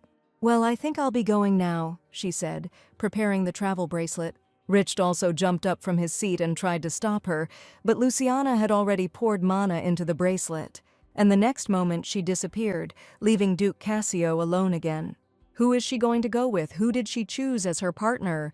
If they are partners, they will have to dance and spend a lot of time together. What if they liked each other in a romantic way? From such thoughts, Rich felt a fire of rage flaring up inside him. First, he needs to calm down anyway. The lady is going to the spring festival. And to attend the spring festival, he also definitely needs a partner. Mistress Luciana, it's time for you to get up. Marie wailed no worse than an alarm clock, but the mistress continued to sleep, asking for 5 more minutes. Finding no other way, the maid simply pulled the blanket off her mistress. The perfect season has finally arrived for you, madam. Marie opened the window. She was filled with energy, unlike Luciana. Having somehow managed to get out of bed, the girl asked what this meant, and the maid replied that this time she simply had to become the goddess of spring. And she reminded him that Lady Leslie always skipped the spring holidays, citing her busy schedule with her studies. From her enthusiastic mood, Lucy realized that this time she couldn't get out of it. "So sit down quickly, we still have a long way to go," said Marie. Having surrendered herself into the hands of the maid, Luciana simply resigned herself to the fact that today she would again not be able to cook in a simple way. And although she did not object to the maid's efforts, in her heart she thought that there was no need to try so hard. After all, the place of the goddess of spring has long been taken. And then Lucy wondered, if Deborah were going to the spring festival, who would she go with? Rich said he wouldn't go, so is the plot changing again? Here her thoughts were interrupted by Marie's voice, who asked her to look in the mirror. "You really are so beautiful," the maid said admiringly, and the girl blushed slightly. And although Luciana was pleased to hear this, she still slightly pulled her back, saying that someone might hear. But Marie insisted that it was true, and everyone thought the same thing. Having finished her preparations, Luciana went downstairs, where her partner was already waiting. "You said you'd just look at me, so why are you all dressed up Louis Dalton, Luciana's cousin?" asked with a smile. The girl smiled back and asked how long he had been waiting. "By the way, you seem to have grown up since our last meeting," she teased her brother. But he answered in the same tone that it was she who had become shorter, and the young people headed towards the carriage. "Just kidding. Come on, sit down, Lady Leslie, who looks like a lily of the valley," the brother mocked. These words almost turned Luciana into a monster. But I pulled myself together. He will be an adult in a few months, but he still behaves like a child. "Sister, when will you pay me for hiring me?" Louis asked when they were in the carriage, and the girl became irritated again. She had already said that she would send the money, to which Louis remarked that he liked her determination. Luciana was glad that he was obsessed with money, because that was why they were able to go together. "But, sister, judging by your face, you don't really want to go to the spring festival, so why are you paying me money to go there with you?" The young man was perplexed. Luciana couldn't ignore her reputation in society, so she needed to be present, and those who offered her to become their partner were too intrusive. But her brother didn't need to know that, so the girl casually replied that she was already constantly sitting at home. It was time to show up.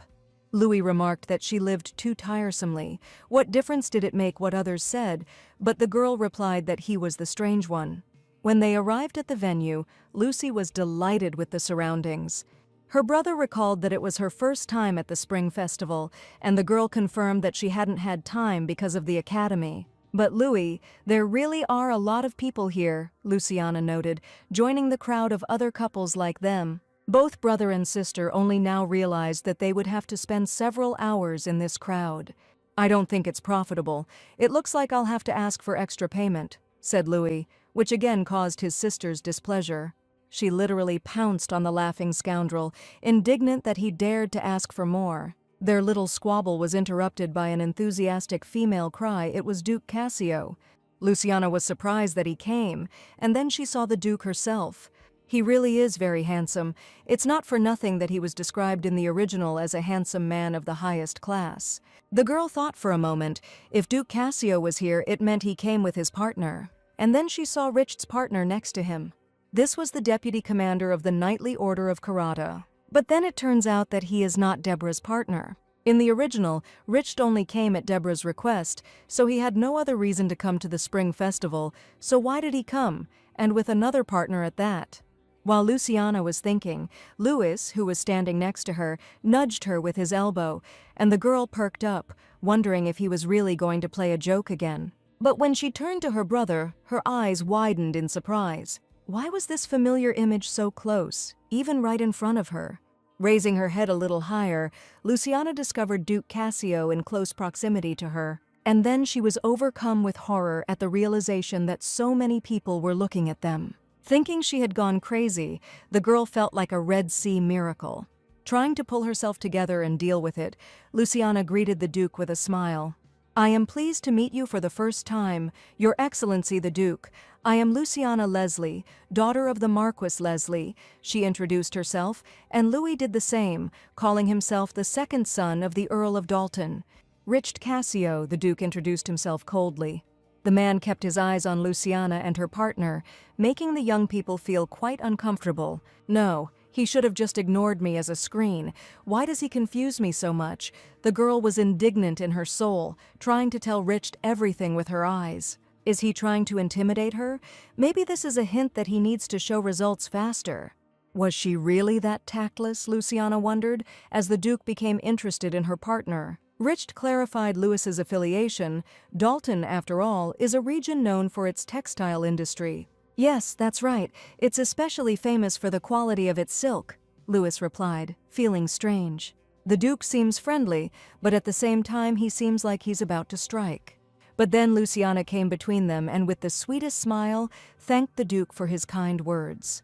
After all, Dalton County is also her father's family. Risht asked her again what she had said, and immediately realized that they were related on the family tree, and Luciana added that Louis was her cousin. Duke Cassio instantly experienced a range of emotions, the main one being relief. But also, confusion was growing in the man's soul if her partner was a cousin. Then it turned out that he had mistakenly selected candidates among the available ones. "In any case, this means that there is nothing between them," Richard smiled. His smile undoubtedly attracted the attention of everyone around him. Luciana felt increasingly out of place. Why was he just standing there and doing nothing? And why had he even started smiling? People were constantly looking at them. The girl had already begun to mentally pray for someone to stop this, when a surprised female voice was heard, and everyone turned to the girl who had approached. "Duke, how have you been?" Deborah, although surprised, was even happier to see Richard. She was about to say that they hadn't seen each other for a long time, but then her foot tripped over a stone. Deborah screamed, but immediately felt that someone had caught her. Overjoyed that the Duke had caught her, the girl happily thanked him, but another girl answered her. "But I don't think I've seen you before, lady," Deborah said, embarrassed, assuming that this was Richard's beloved. "I am Yvonne Roan, Deputy Commander of the Knightly Order of Karat. Today I became the Duke's partner at the request of the commander," the girl answered. "Wow, that's how it is, no wonder. I immediately noticed that your posture is very graceful," Deborah admired. The girl sincerely admired Yvonne, showering her with compliments. Luciana noticed such a friendly atmosphere and decided that now was the time to run away from here, but Louis said that they could leave without saying anything. "Of course you can," Lucy said confidently. "For secondary characters like them, it's better not to get involved with the main characters, let them shine there on their own." By the way, she was surprised. She didn't think that Deborah would suddenly appear alone. The main characters, in theory, were supposed to be together. But they came with other partners and continue this awkward conversation. For some reason, this gives me a strange feeling in my soul. "We have gathered here for a wonderful spring festival. I welcome everyone. Thanks to you, the ball will be magnificent. So without further ado, let's get down to business," announced the second princess. The ball began. Couples whirled in dance and had fun. Deborah tried to stay close to the Duke, dreaming of dancing with him. She even tried to ask him if he wanted to dance with her, but Rich didn't seem to even notice her, continuing to look somewhere ahead. The girl was embarrassed. It seemed she was talking alone again. But why is the Duke in such a bad mood? "Sister, about His Grace the Duke," Louis asked as he and Lucy danced. The young man suggested that the Duke was interested in Lady Leslie, which made her twitch nervously. "What's so terrible about that?" Louis asked, noticing her reaction, and his sister, blushing, replied that she was simply talking nonsense. Anyway, he suddenly started asking me a bunch of questions, which made me wonder why he was acting like this, Lewis said thoughtfully. He was worried. It was not clear why, but it seemed to him that the Duke was interested in their family, but in a bad way. Luciana found it strange to hear this from her cousin, and she didn't know how to react. I hope it's just my imagination, but from the very beginning the Duke persistently looked only at him. Luciana looked at the Duke from behind her brother, but as soon as their eyes met, the man blushed deeply. Knowing that everyone is looking at him, he continues to behave this way. It is so obvious to everyone. Will he really hate without reason? Luciana tried to calm her brother, but he was too frightened by the Duke's dark gaze. The girl assumed that he just had that look in his eyes, but Louis was unstoppable. Maybe he didn't say hello quickly enough or said something wrong, but Luciana couldn't tell him that it wasn't him at all. After the dance, some of the girls gathered for tea in the garden, where they were joined by Lady Haley, who had a white cat in her arms. The girls were quite surprised, but Lady Haley replied that the second Princess Idris had given them permission to come with the cat. Luciana looked at the animal with affection. She hadn't seen cats for a long time. The cat's name was Eliza, and sitting on the table she began to wash herself. Lucy noticed that she had a tiny tongue, and the cat noticed her too and suddenly hissed warningly. The girls around were calmly talking to each other, not noticing the cat's wary behavior, and Luciana was embarrassed. Deciding to distract herself, she wanted to drink tea, but her cup was empty. She turned to ask the waiter for more tea, and at that moment the animal rushed to attack. The next moment the girl felt a sharp pain in her arm, and frightened screams were heard around her. "Oh, what should I do, my God? There's a scratch on your face, I'm so sorry. She's usually calm." Lady Haley was genuinely worried, holding her favorite. Luciana didn't immediately notice the scratches on her face, but now she felt that they hurt a little. But still, seeing Lady Haley's condition, she believed that this was no reason to cry. Deciding not to make a big deal out of it, the girl said she was fine and that it was just scratches. "I'm so sorry. I'll give you gloves even better than these," Lady Haley said, but Luciana replied that she had spare ones. Lady Leslie went to tidy herself up. Along the way, she noticed that the more she walked with this wound, the more it hurt. The cat's claws turned out to be sharper than she thought. While thinking about what had happened, she didn't notice how she had run into someone's chest. She looked up, intending to apologize, and froze, Duke Cassio looking at her very carefully. "Where did this wound come from?" the man cried out a second later, grabbing the girl by the chin.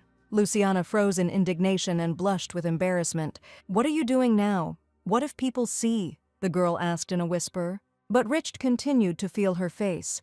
Then, deciding that she had to push him away herself, Luciana raised her hand.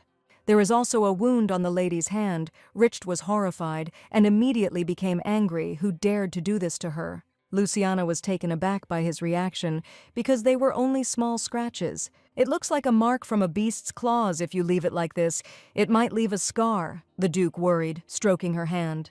"We're too close now." Luciana awkwardly pulled her hand away. Suddenly, the full scale of the situation dawned on Richt and what they could actually see. "It was a mistake on my part. I will go," the Duke said.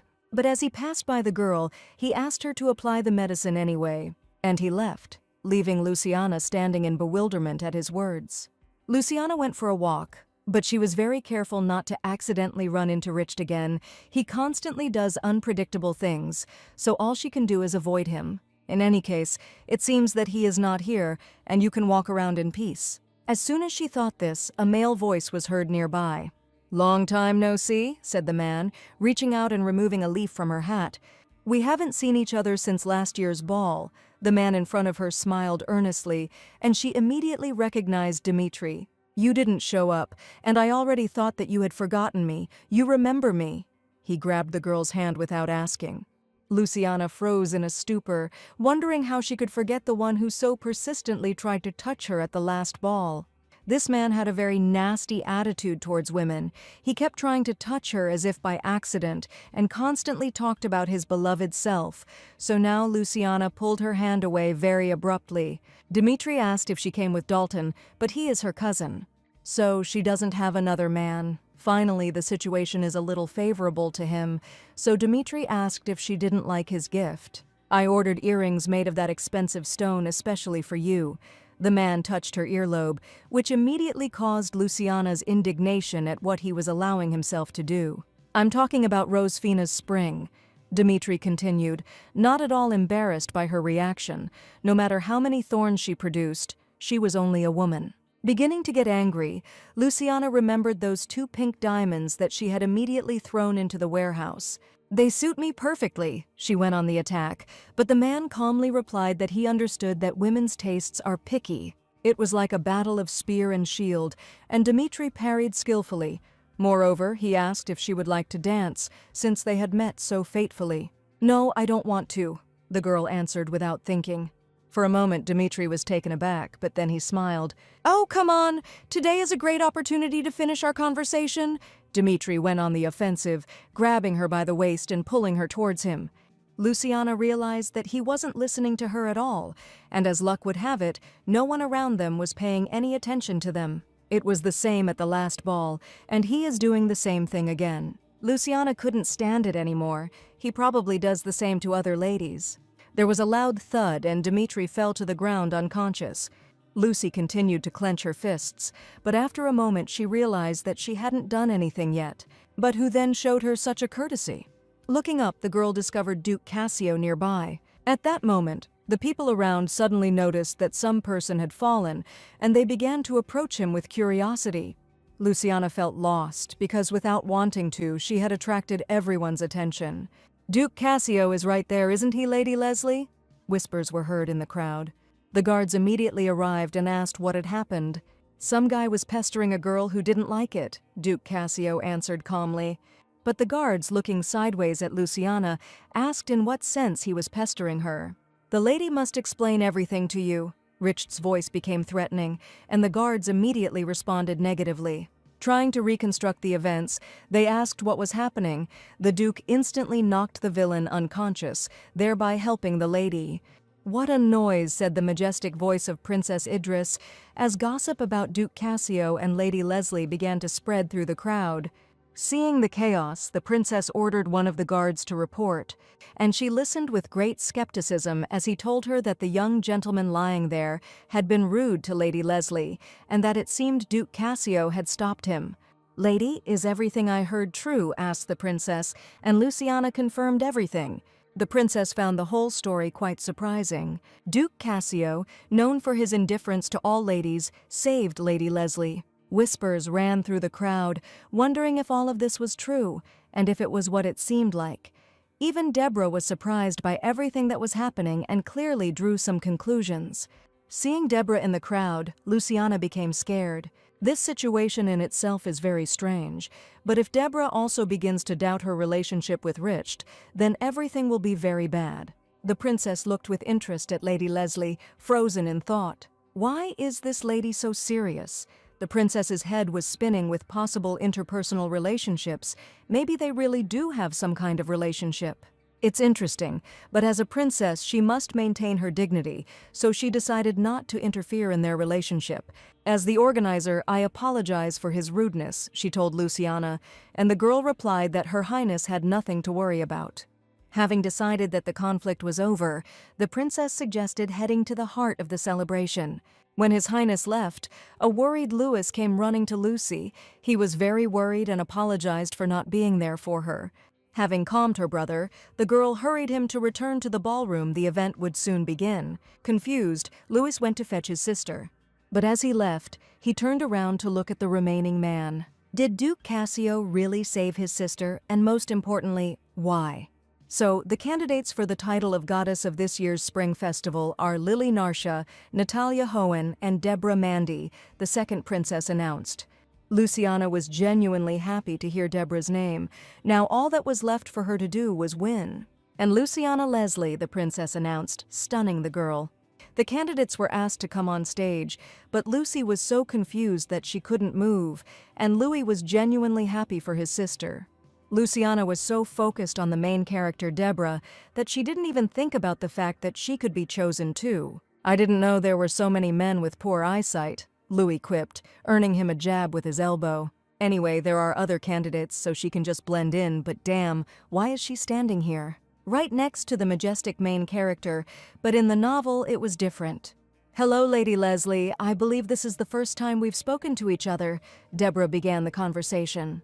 Luciana, still under the impression of what had happened, awkwardly replied that it just happened that way. Deborah noticed that she looked a little tense, and Lady Leslie confirmed that she was indeed tense. "I'm nervous now, too," Deborah laughed sheepishly. Luciana's heart skipped a beat.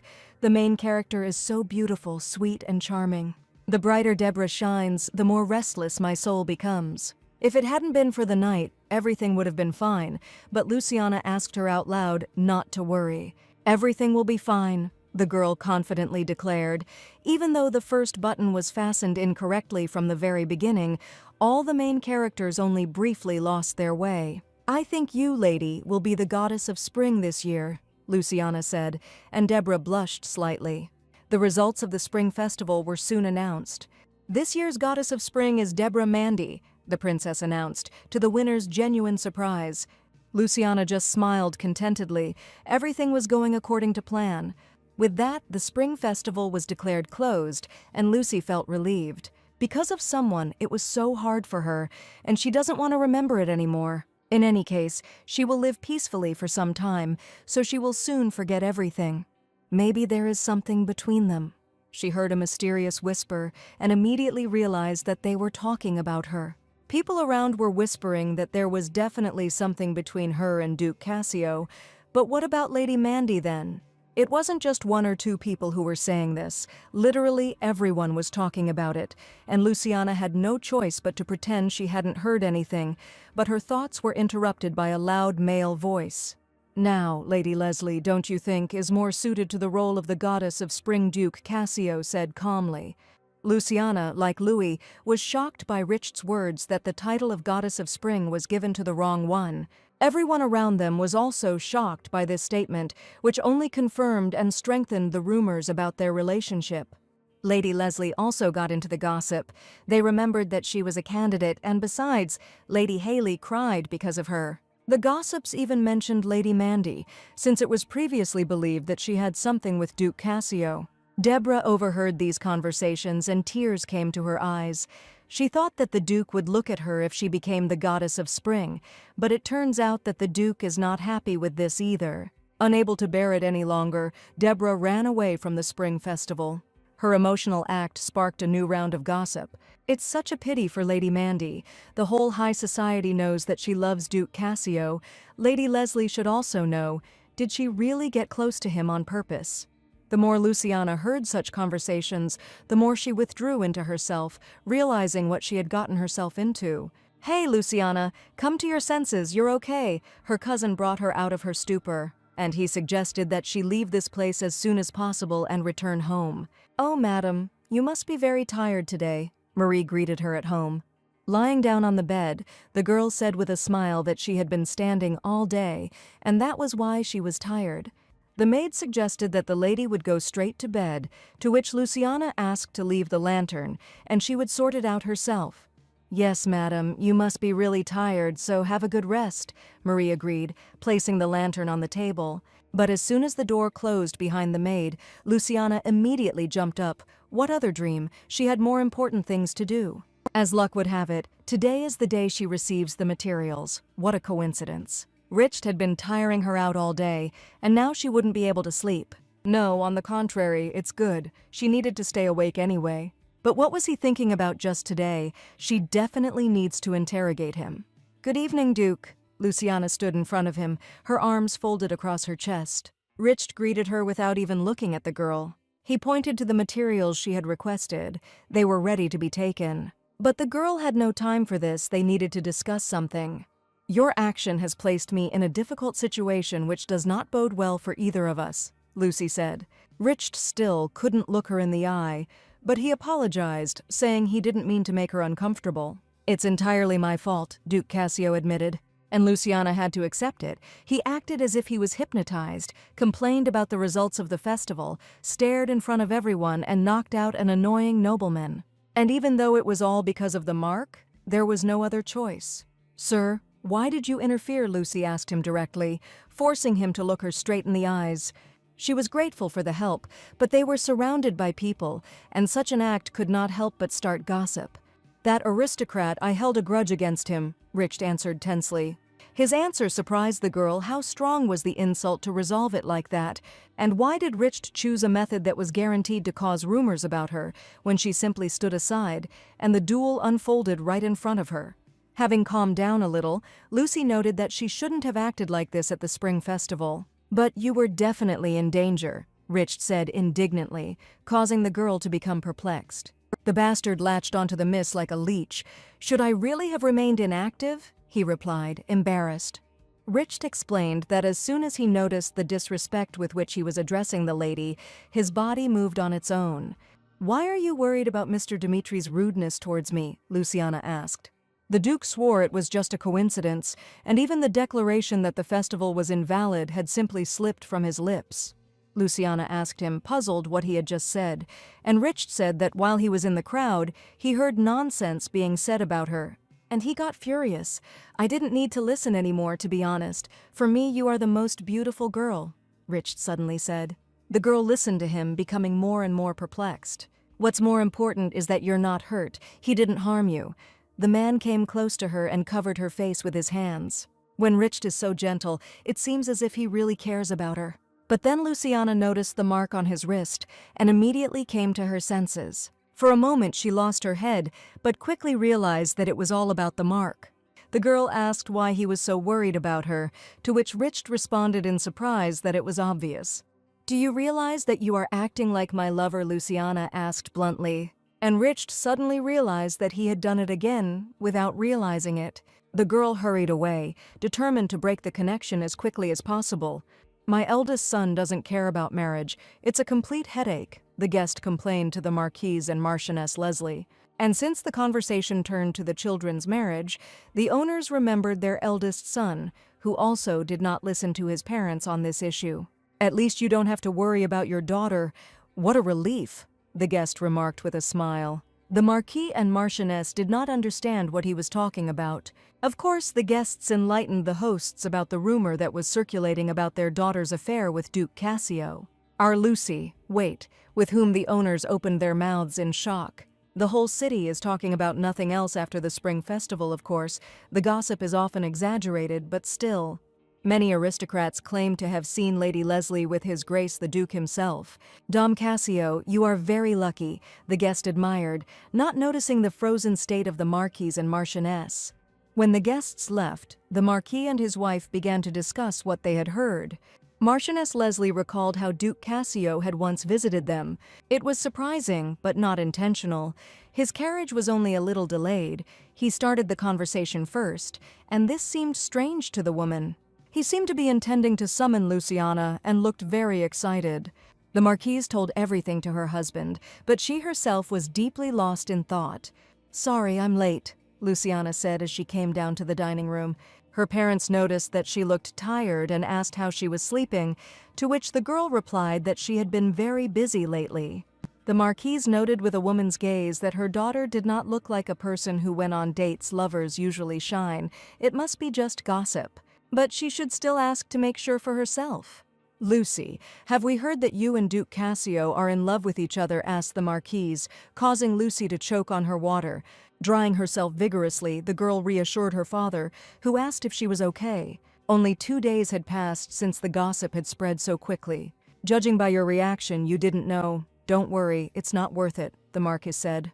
And the Marquise added that she had been seen with the Duke, which was why they wanted to ask. "It's just baseless gossip, isn't it?"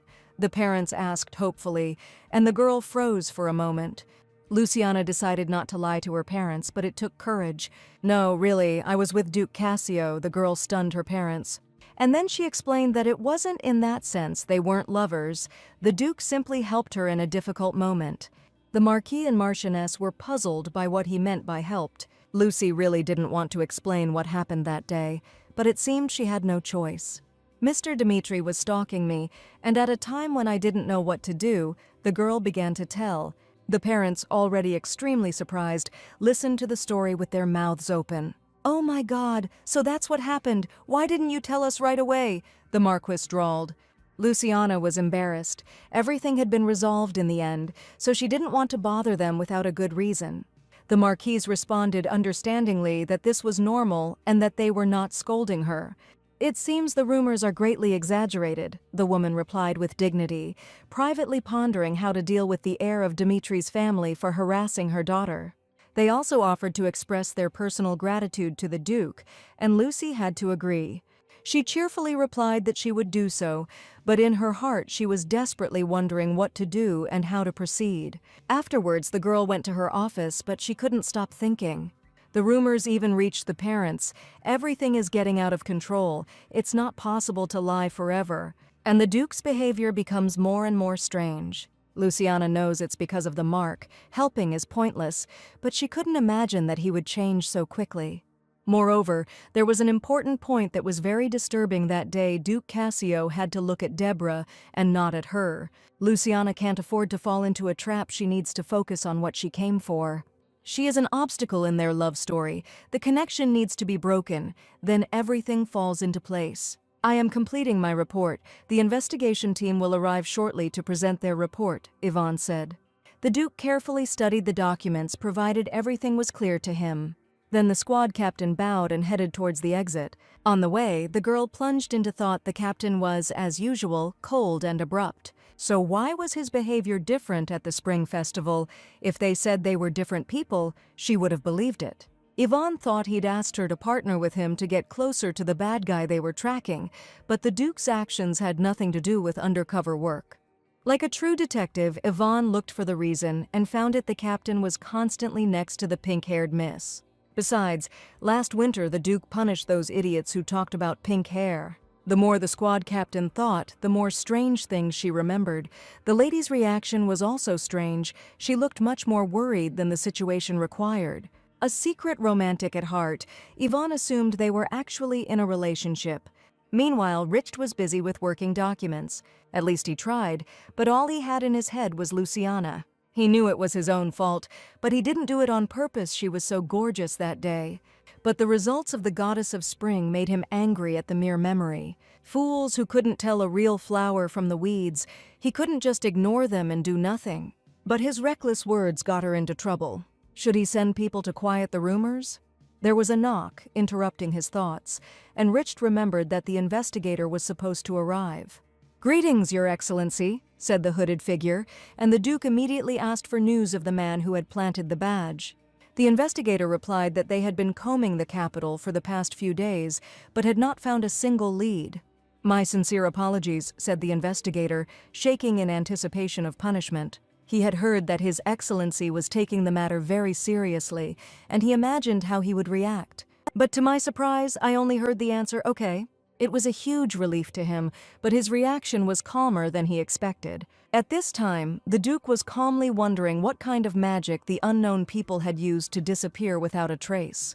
If they are so experienced, they may have realized that they are being followed, so should they stop searching? And only after thinking this did Richt realize what exactly he had thought. By doing so, he would never catch them, but nevertheless the thought of canceling came to his mind. So why is he so calm? He can't find a single clue about the bastards who left the mark, but he's not even angry about it. It's as if he has no desire at all to fight the mark on his wrist, no desire to fight. It's so unlike him. It's curious, thinking only about your partner. The truth is that you want to make it last forever. The voice of the dark Richt sounded in his head. The Duke couldn't deny it. He really didn't feel anything. It's almost impossible, but it has to be admitted. "I apologize. If you wait a little, I'll find a lead," the investigator promised. But Duke Cassio firmly answered no, he would do everything himself. And he ordered Godwin, who was waiting outside the door, to bring the sword and the robe. Investigator Richt ordered him to rest. The man tried to object that the Duke shouldn't go alone, but he didn't even listen to him. Taking the sword and robe from the butler's hands, Richt kept going over everything in his head. Did he really want this to last forever? No, he only forgot himself for a moment. "Thank you for accepting the invitation, Mistress Mandy," said the second princess to Deborah. The girl replied that she should thank Her Highness. "You are quite popular. Don't be shy, after all. You are the star of the Spring Festival," the princess reminded. The mention of the festival offended Deborah, and Her Highness continued to say that the palace never stopped talking about Lady Mandy, and also about the persistent rumor that appeared after the Spring Festival. that Duke Cassio and the Marquis Leslie's daughter are lovers. Deborah winced as if she had been slapped, but she managed to keep her face. It was quite funny, since they hardly interacted. The princess continued to enthusiastically discuss the gossip. She thought it was a rather unexpected pairing, and hinted that it should have been another lady. "No, what are you saying? It's all just on my side," Deborah immediately replied. And the princess smiled. This girl is too predictable. Whether it was a pity or a stupidity, the princess seemed to know the reason. "So aren't you that lady?" she asked with a smile, finding the situation even more amusing. Like a little trembling rabbit, Deborah could barely answer that it was impossible, and the princess only watched this timid girl with pleasure, wondering how she had even dared to approach the duke. Deciding that she needed to stop teasing her and calm her down, the princess said that perhaps the joke had gone too far. But such rumors do indeed circulate. They are just gossip, smoke without fire, so you shouldn't take everything at face value, and asked Lady Mandy not to worry about it. To which Deborah, with all her sincerity, thanked the princess for her concern. The carriage rolled steadily along the road, carrying Lady Mandy away. Deborah thought, "It seems that Her Highness the Second Princess takes everything as hearsay. Probably she did not personally hear the words of Duke Cassio. This spring festival is unreliable. The tone in which he said it made you think." Besides, Deborah had never seen the Duke's face like that before. They looked like they came from heaven and looked good together. Feeling pain in her chest, the girl realized that she could not stand aside and do nothing. Welcome to Dan Foner's studio. A bell on the door greeted visitors to the store. The Marquis and Marchioness immediately inquired where the men's clothing store was and headed there. Watching her parents chatting sweetly, Luciana whispered to them where the gift accessories were and was sent to the second floor. It was her father's birthday, and Luciana was eagerly choosing what might be a suitable gift for him. She was so engrossed in her choice that she didn't notice another person in the room. "Ms. Leslie," a soft female voice asked, and Luciana immediately recognized Deborah. Lady Mandy smiled at the sight of them meeting again and asked how she was doing. Although Luciana replied that everything was fine, she felt awkward, not believing that they had crossed paths again. Then an awkward silence fell between the girls. The atmosphere was incredibly embarrassing. Luciana hurried to buy a gift and leave, but you can't take something random, although you should choose quickly, which makes it even more difficult. Watching Lady Leslie choose a gift, Deborah couldn't resist.